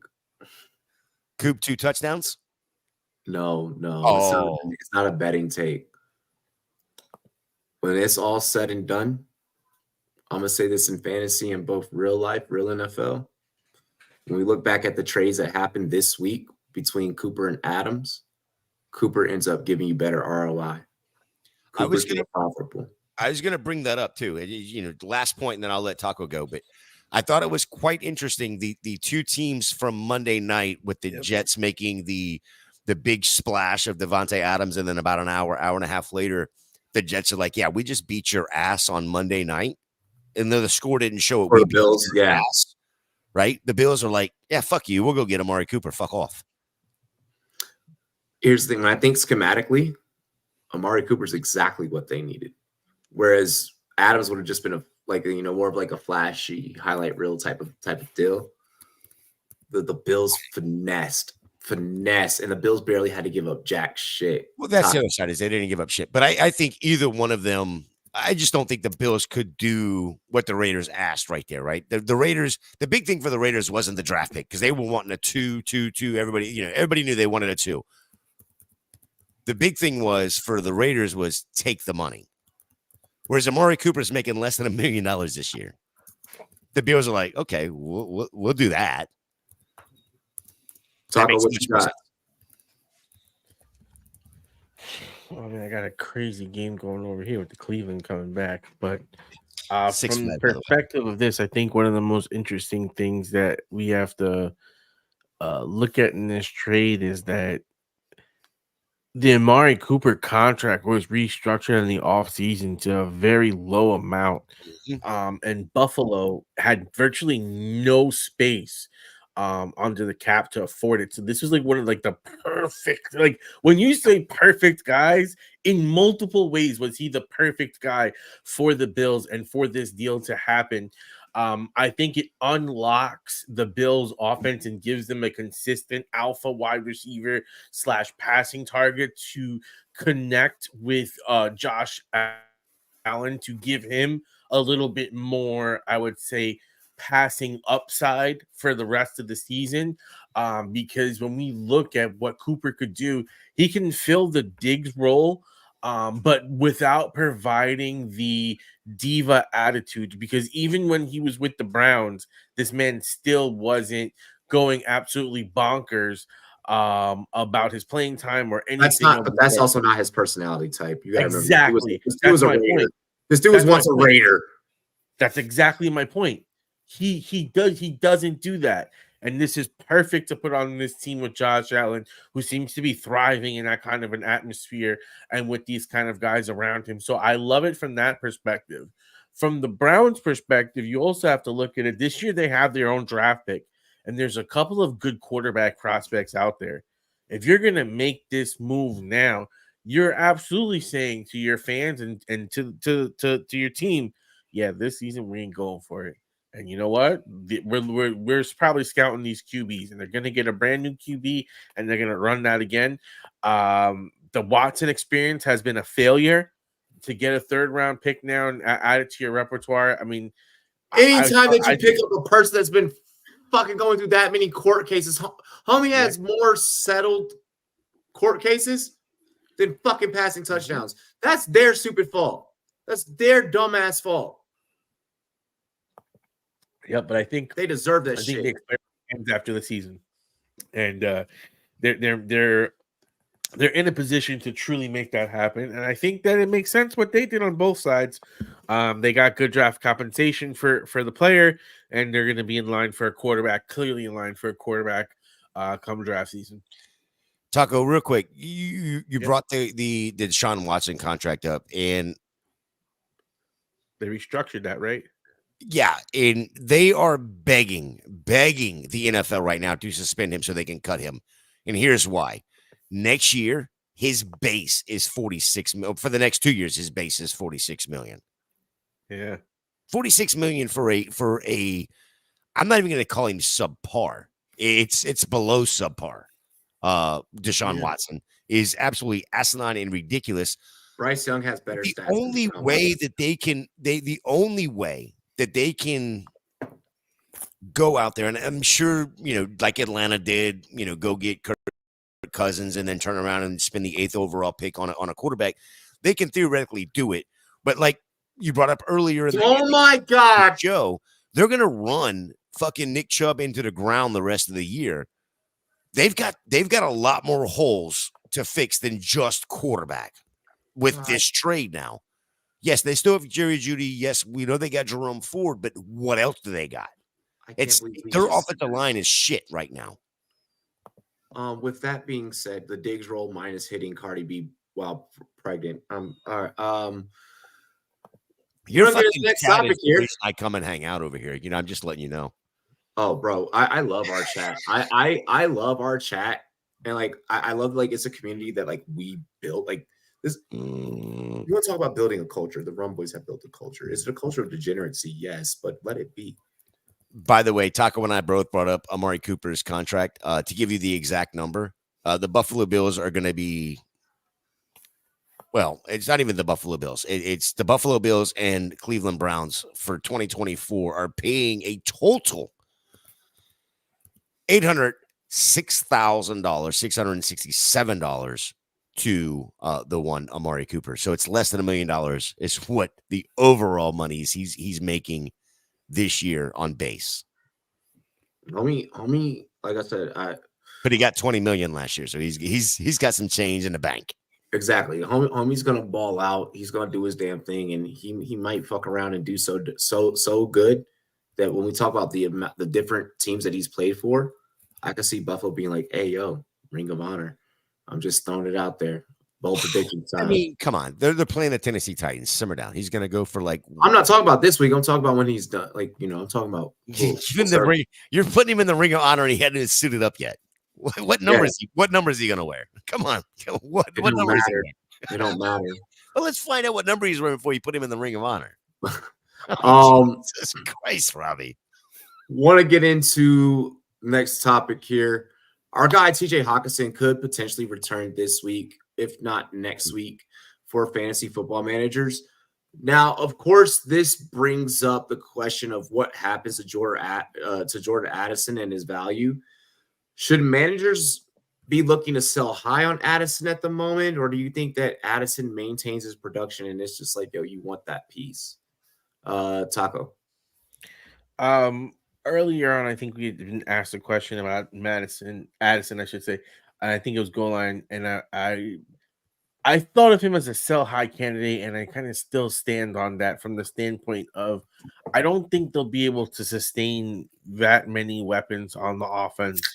And I would rather even despite it being Sam Darnold and not fucking Joshua Dobbs. Yes. Okay. I just between the running game, between Jefferson, between Hawkinson, I'm not gonna say Addison is not gonna hit because he's gonna have his games where he hits, but I just don't think it's gonna be consistent enough for you wanting to viably start him on a week in, week out basis. He's more of a desperation flex than he is a consistent flex in my mind's eye. And for me, if I was advising people, I'd rather try to move and package him into something more stable than to ride on a ship like this for even choppier waters as we bring in a guy that seemingly could really fit Sam Darnold's playing style. Because, I mean, whose playing style couldn't TJ Swift? You know what I mean? He's one of the best tight ends in the game. And I think that's going to be a very interesting proposition to kind of roll yourself into and to expect consistent production. I think is going to be a lot to ask. Okay. So you're leaning towards the side of sell high. Mm-hmm. I respect it. Gator, what is your take on this one? I mean, I'm holding Addison. I think when it comes down to it, Sam Darnold's proven that he could sustain with 3. And those 3 at the time were Justin Jefferson, Jalen Naylor, and Jordan Addison. And I think Naylor is the one that gets put out to pasture when it comes down to it, when in the passing game. So I'm not ready to sell on Addison.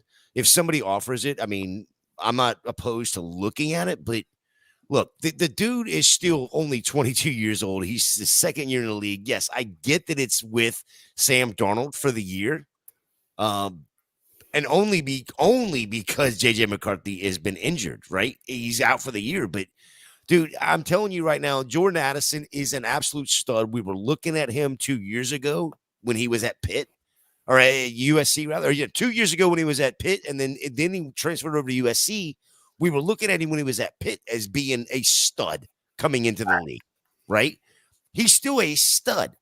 Oh, unfortunately, he's with a studdier stud in Justin Jefferson, and he's got what could be a great quarterback in J.J. McCarthy coming back next year. Oh, by the way, it's Sam Darnold, who nobody fucking wanted. Not anybody, 32 teams in the NFL, and nobody wanted his ass. And look what he's doing. He can sustain 3. He's already proven it. That offensive line is good. Hold on to Jordan Addison. You're right, Taco. He may not be a flex, or he may be a flex every couple of weeks. But if you're playing in Dynasty, that's the kind of person you want on your team. I mainly you're talking redraft. I get that. Yeah, because when you look, I can respect it though. I respect it. But in redraft, you're not trading him for a ton. You're gonna have to add him to a package in order to upgrade somewhere else. And just for context here, he has 6.5 points, 0, 0, 22. He was injured. Let's let other people fucking cook. Let's leave some for the fucking rest of everyone else. He was injured those 2 games, though, Taco. Keep that in mind. Mike, go ahead. Take it away. I was going to say he missed a game, and then I think he played like 3 downs in one game. That was one thing I was going to bring up. Yeah, I don't think he's been healthy all year. Correct. He's been healthy at pieces, but he hasn't been healthy for the year. To back up what Taco is right, kind of. But I'm more on the Gator side in the sense of he was a stud. He has been a stud. That's all I heard out here with him when he came out to USC is, he's going to be the next big thing. Unfortunately, he did. I mean, good and bad. He did go to the Vikings, who have Justin freaking gosh dang Jefferson. So he's not going to be the number 1 talent on his team, which on some teams he could easily be the number 1 talent. I would take him in a second. I do 100% agree that he is 100% still viable. You still have the 1-2 punch at wide receiver. You have, if Hawkinson comes back, you got the 1-2-3 punch. Naylor is going to be the odd man out, just like the great Gator, even though he's a Gator fan, said.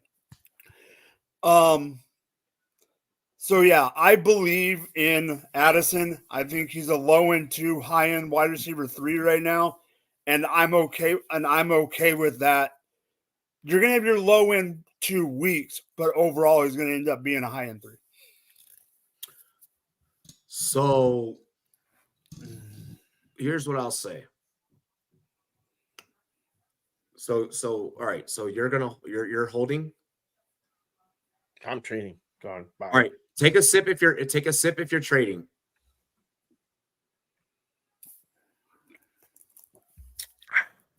Are you okay? So all right. I'll buy low if I have to. Here's where I'm at when I look at I am looking at every fucking piece of data right now when I develop this take. As I say this, because this was one when I wrote the show sheet, I was like, damn, this is a really good topic. TikTok's been really feeding me this topic. Jordan Addison has been one of our most consistently rewatched videos. That Minnesota Vikings fantasy football friendly has been one of the most consistently rewatched, like just regular, like pre-production posts, like not live, like videos. Remember at the beginning of the season where I was like, I don't know what his fantasy value is going to be. Okay. That was a very big quote. And a lot of people took that and they utilized it to their advantage. Jordan Addison's production last year, the 10 touchdowns, etc., came during the duration with Hawkinson and Jettas dealing with the injuries and being out, and that he also had rocket scientist Joshua Dobbs throwing the fucking ball. Okay. I'm going to turn our attention over to BigGuyFantasySports.com. Shout out to Bob Lung. Make sure you go check it out. Nerd, what's good? Yo, we got a member up in the chat. I didn't even realize I didn't even realize that you were a member, honestly. Hell yeah. I fucking love you for that. I love you for that. Robbie, before you go too far Hold on. with, Wait. Let me complete this thought. I'm sorry. well, you took a break there. That's I was just gonna remind you real quick before you went too far with that. When you look at Addison last year, I've already developed my mind on what I'm about to say. okay, Yeah, Kirk Cousins was still healthy. He's healthy for a portion. Yes. For the beginning of the year where Addison scored a bunch. Yep. No, I've taken that into account. Trust me. Don't worry. Right now, when I look over at Big Guy, I worry. 33% consistency rating. I understand that because he had to put out so much work and effort last year that obviously the body, the wear and tear is going to catch up onto you. So yes, he missed week 2, week 3, week 4. Sometimes you got to pop out a show, and he really, really did that. Week 1, I don't count any players' week 1 stats. I really don't give a fuck about what happened week 1. Week 5, 3 for 8, 36 yards, and a win versus a very, very good defense. Coming off the bye, they had to play the Detroit Lions. Here's where I'm at with Jordan Addison, who's wide receiver, anywhere between wide receiver 73 to 76, depending on your scoring settings. That's because of injuries that he is there. I am giving Addison. I don't mind if you move Addison right now. I don't mind. I would give Addison this week in a fucking shootout against a defense that allows points, that is going to allow, and with a quarterback that can distribute the ball evenly throughout the passing game and make everyone productive. And I would sell Addison after this week. And this is coming from someone who is, if I'm sent the right offer, I'm doing it. This is one of those players with Jordan Addison that it hurts to be like, damn, you're tradable right now. In that same breath, I'm also okay with this particular player being left holding the fucking bag because he is going to produce. I think that the injuries for the rest of the year are pretty much behind him. Like, got banged up. All right, we worked through it. I'm okay either way. But if you're going to, this is Rumboyz Robbie saying this. This is no one else on this panel saying this. Play out this week with Addison. Okay, I'm even going towards if you need a flex. This isn't the flex of the week for me, but if you fucking need one, I'm telling you that this is the perfect one and this is the perfect matchup because Jefferson's going to be able to allow him to get open and create opportunities for him to where he now becomes profitable for trade value.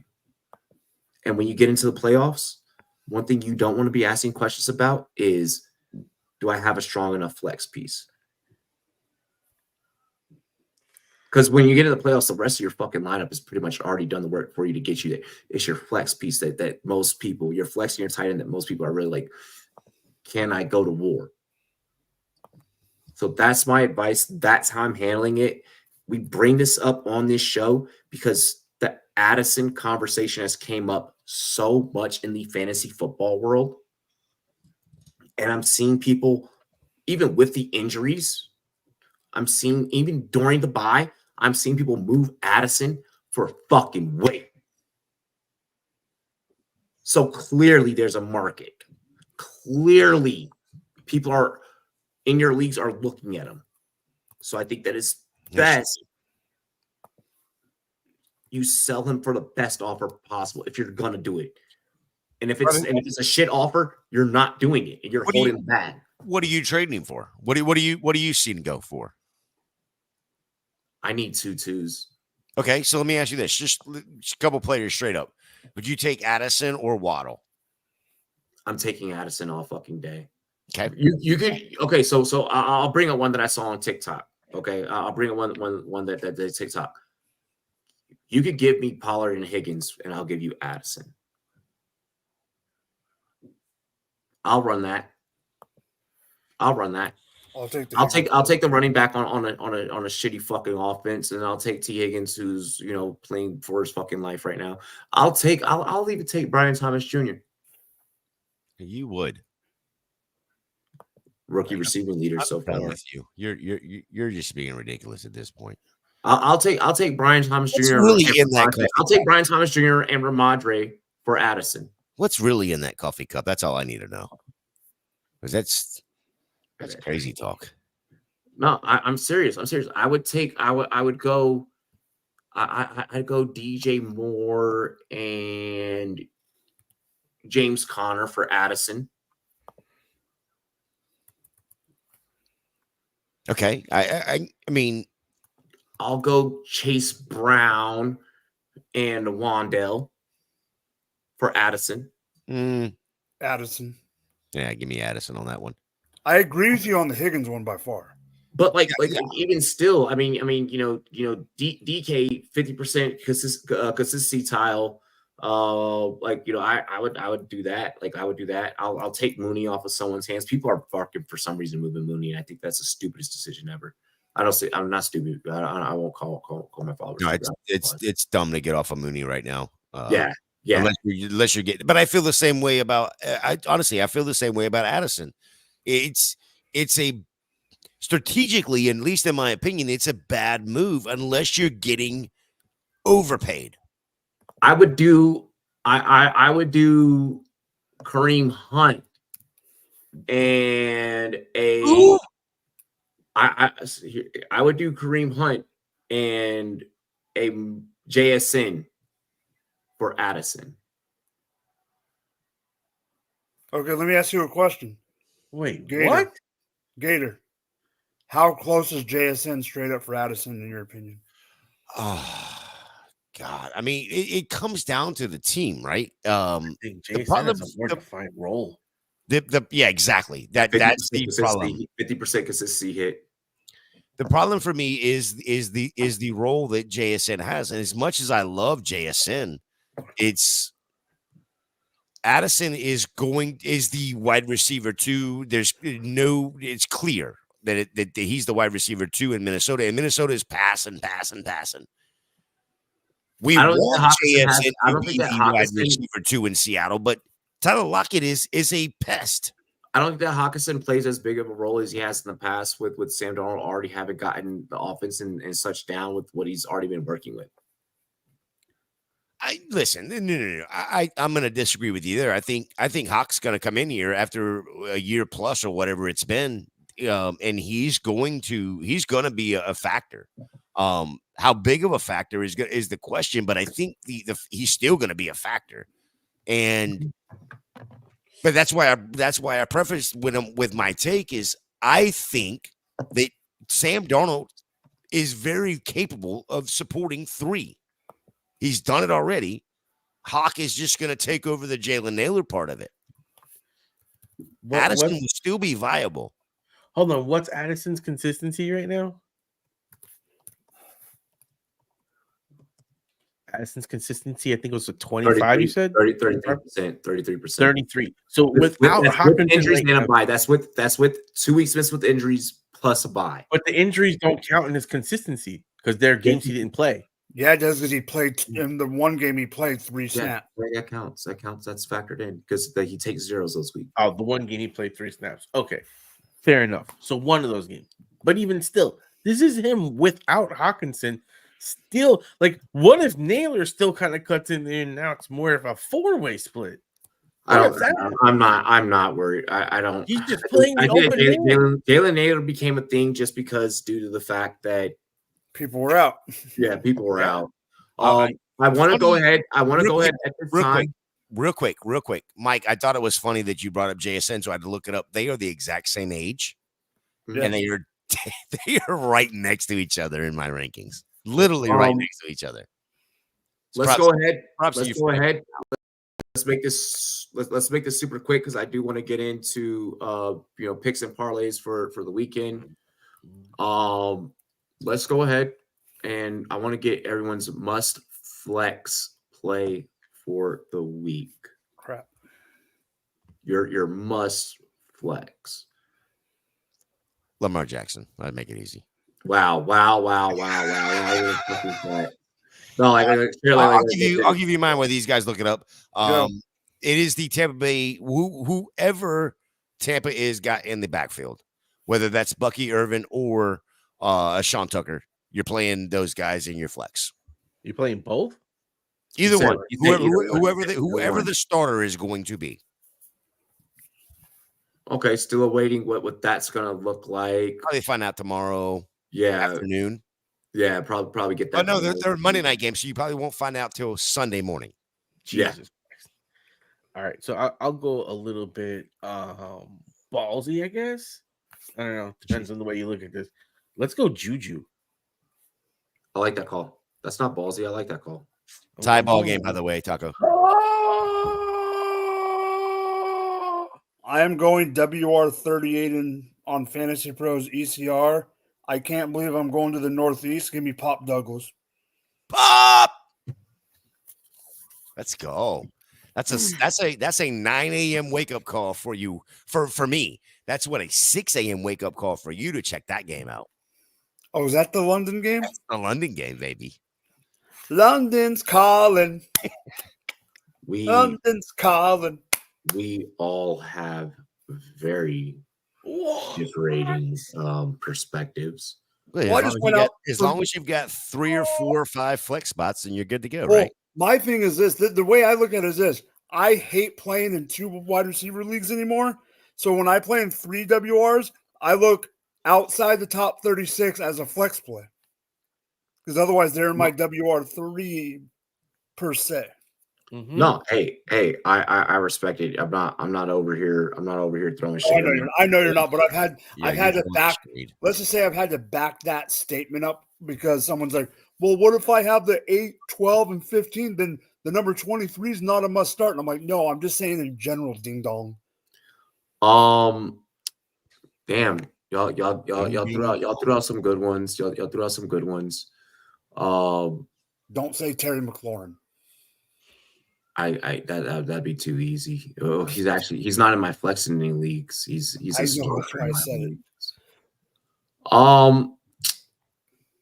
For me, I'm gonna go with Tank Dell.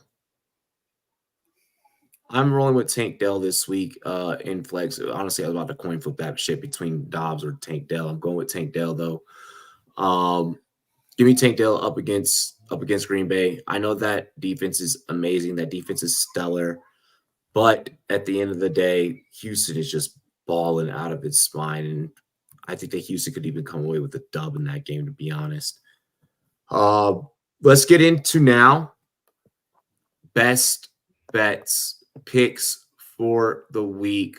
We have a college football slate. There's some PFL action. Of course, I want at least an NFL pick. Throw them out there. Throw them out there, boys.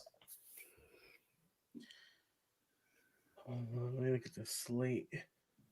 Well, we gave away one last night that I'm going to go ahead and snag, and that's Baltimore Ravens, Tampa Bay Buccaneers. I mean, yes, I am a Bucs fan, but I'm not taking the win. I'm taking the over on 49 in that game. You just had the Bucs coming off of a 51-point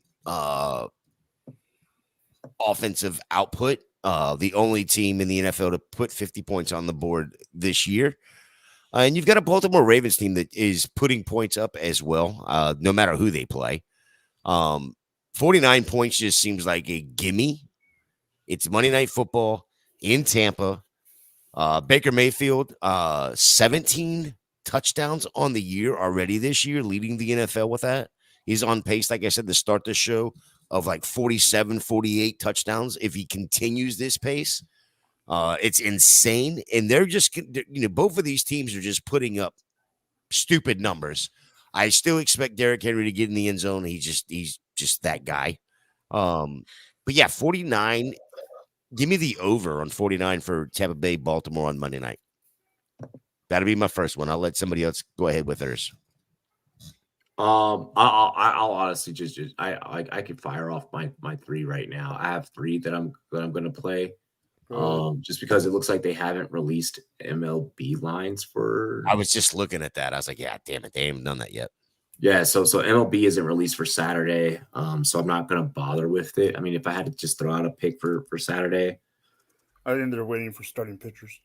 yeah, I think yeah, I'm not gonna throw out anything for MLB. Fuck it. I'll run off my three really quick for the PFL fight, college football, and my NFL pick. I am rolling with Nagano money line just because I know it's chalk. It's not exciting, but you know what? I'm a Nagano fan, so let's see. Let's see it happen, Captain. I am taking Alabama on the spread because I want to see my friend Will cry while he's a Vols fan. While we're at the cigar lounge sipping bourbon, purpose to get him, little make sure that he's drunk right before that fourth quarter so that those tears really get to flowing.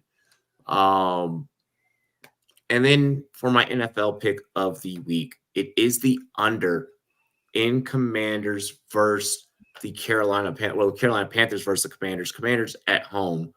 I'm taking the under 51.5 just because mathematically speaking, I don't think that Carolina could do their half of the equation to accomplish the 51.5. I think it's funny, Robbie. I took half of the over under that we spit out last night, and you took the other half. I think that's great. I think that's awesome. Real quick, I just run through it real quick. I'm taking Georgia on the spread as well.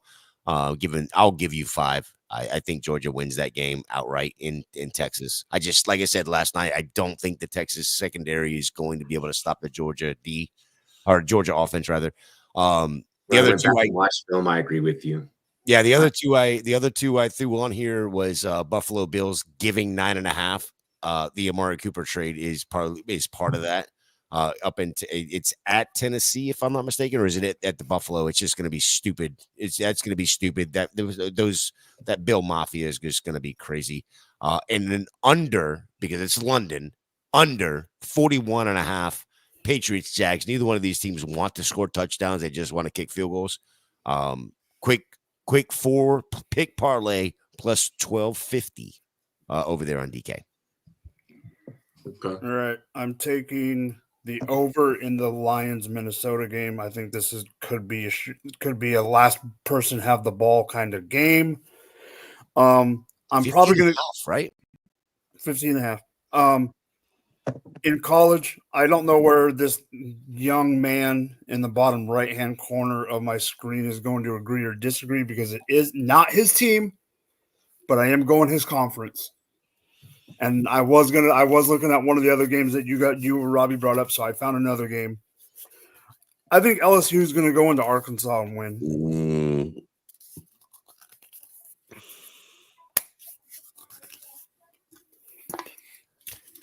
There we go. It's going to be interesting. It's going to be an interesting game. Is that a 3:30 game or is that I think it's a late game. That's 7:00 game. Okay, that's probably a oh man. LSU favored by 2.5.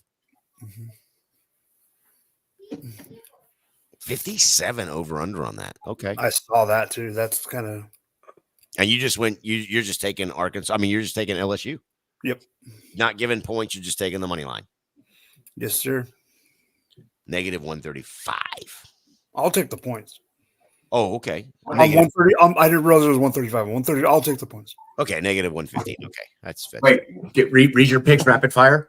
Sorry, I'm taking LSU minus 2.5, and I'm taking the over in the Minnesota Vikings game. Okay.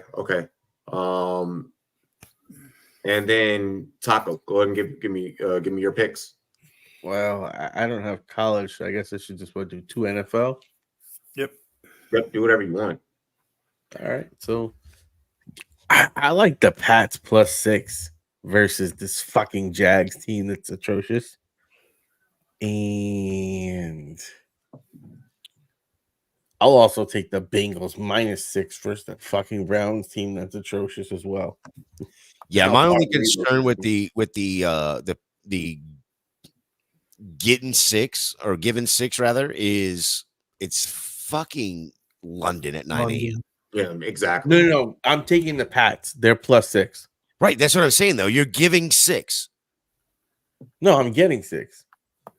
Okay. Still, whatever. It's a 6-point game. You think the Pats are winning by a touchdown? No. The Pats could lose by, a couple field goals and still win. I don't think they lose by a touchdown. I think they can keep it closer than that. I don't trust the Jags at all. This game fucking reads 15-9. Yep. 15. This game is just Pats would cover. No, it would be a wash. Yeah. 15-9 wash. Yeah. I don't trust that. I'm not adding it here. What I have so far is the Naganu. I took Alabama over Tennessee. Commanders 51.5. Gator, what'd you say your NFL pick was? I got 3 of them. I'm on the over of Tampa Ravens. I'll let you pick it. I'm on the over of Ravens Tampa at 49. I'm taking the Bills given 9.5 at Tennessee, and then I'm on the under of 41.5 New England Jacksonville. I'm gonna take your under in London. What was you said you took LSU, Mike, or LSU -2.5. And then what was your NFL? Over in the Minnesota game. Fuck, I kind of want to tell you on LSU. That's because I love. I would just football. For that one there, Robbie. I would take the money line. I would take the money line on the LSU. It'd give you a little bit more juice. A little more juice, I think. You think like me? Yeah, I'm literally sitting here calculating right now. Okay, so I'm gonna take money line LSU. Sorry, I got to scroll down. Because I'm snatching. What I'm doing is I'm snatching a pick from each of you. Yeah, I think. It's 115 on the 2.5, and then 135 on the money line. So yeah, it gives you a little bit more juice on the line. Yeah, we'll take LSU by the line. Fuck it. I'll tell you, we had a $600 weekend last week. And then hold on, Taco. What did you say that yours was?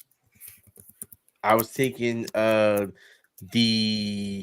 Pats +6, and I was taking the Bengals -6. Right, hang on. I think the Pats can win that outright. They've already done it once. Give me points, and then I like that. The Jags ain't nothing to fuck with. Like, fuck them. If you ain't seen an NFL team to quit, just go watch the Jaguars. Exactly. That's why I put this kid on this second star. Go get that first NFL win. But they are the most sold jersey. They are the most sold jersey in the state of England. And then we're not taking Taco's London pick, so we are going to roll with the Bengals -6 then. Who are the Bengals playing again? The Browns. Oh fuck, that's a smash play. 6? They're giving you 6? Yeah. Yep. Oh my god. So here's what we're rocking with. So Naganu in the fight, Alabama by 3, Commanders 51.5 over. I went ahead and I threw Colorado money line over Arizona just because. That sounds like Robbie. Georgia money line. Because Gator, you said you think they win it on the spread. I went ahead and took the money line. No, I've got I got Georgia winning the game outright. Yep, I took Georgia money line. Went ahead for shits and giggles, threw in Iowa because that running game is fucking nasty.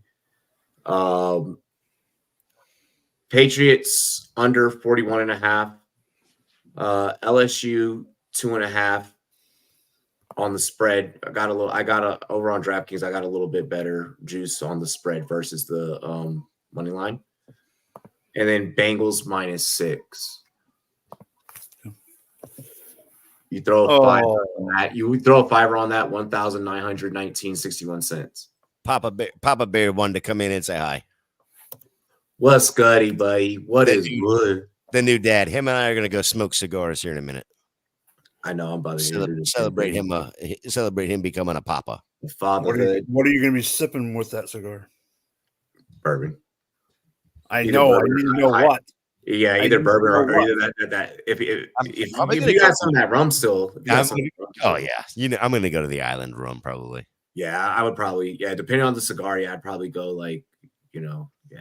Yeah, my cousin came to town last week, and she evacuated from Tampa when the storm came through. So she came up here and she opened up the humidor, and she was like, "Holy fuck, I need to move in." Like, yo, there is heaven on earth. I'm dead. Yankees just took the lead, by the way, 7-6 Yankees. And the Taco's happy right now. Fuck him. Yeah, fucking guy. Make it 8-6. Let's go ahead and let's go around the horn. Anybody got anything they want to shout out, so on and so forth? Let's get out of here. Taco, go. Let's go Yankees. How about that? Basketball's coming back. Let's go Knicks. Let's go New York sports. Let's go. We're finally good after years. Did the Liberty win? What happened? Did the Liberty win today? What happened? I didn't even check. It was for the championship. They would have won the first basketball championship in New York. And how long? Not the Knicks. You're laughing because you know it's a joke. 1954? Is that right? Is that the right no? Is that the right year? 1954? It's been a minute, huh? No, Knicks won in the 70s. Oh, okay. Well, the Frazier game. Is that when they were? Or the Reed. That's when they were considered a New Jersey team, right? No, that was that was when they were in New Jersey. Hey, I don't even know if they were in the NBA yet. They were a CBA team. Oh man, Aiden. We'll see what happens between your picks and my picks when I hop on stream Sunday. We'll see what happens. Let's see here, Gator. Anything? Big straight for Pussycat. I mean, it is what it is, dude. You know what I mean? It's the big. It's Friday night. It's time to go sip and smoke and I like collect. Facts. Appreciate everybody jumping in. Yeah, Fun show. Taco, of course, showed up on Taco Time. It's cool. We had the first hour. That's been a thing for 20 years now. Taco Time. Yeah, well, it doesn't mean it's right. Now it's little Taquita taking Big Taco away. She's like, "No, motherfucker, you gotta take care of me." Just because you keep telling yourself your clock is right, it's going to be right twice. Blowout Special K. The middle of podcast is a thing.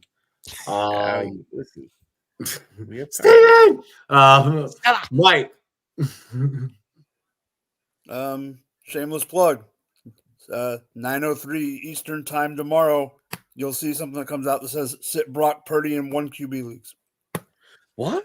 So just say that you have a fucking article coming out. God damn it. So Mike has an article coming out. There you go. I'll be live Sunday morning, Sunday evening, Sunday afternoon. You already know what it is. Y'all already know what it is. Robbie's a bagel bite on Sunday. Robbie in the morning, Robbie in the evening, Robbie at supper time. When Robbie's on the stream, you can have Robbie anytime. Look at you. I knew you listen to country music. That's when I needed to have the mute button. Like where is Aiden at? Where is Aiden? Did you just clip Aiden? Just clip that. Just clip that. Way to really make me feel old. No, it's Lisa that does the clips. Leaves clip that. Leaves clip that. Yes, because that was good. I'll go do it again one more time. I couldn't do that. You couldn't do it the fucking first time. You sucked the first time. Yeah. It was still listen. If you can get him to do that, even if it's bad, it was still good. All right, let's go. For any TikTok followers, I'll try and get a live off for you guys tomorrow afternoon before I take off to the cigar lounge. Other than that, you already know what it is. Cheers to me. Cheers to you. All the Rum Boys and girls, what to do. Dilly dilly. We love and appreciate all of you. Let's go.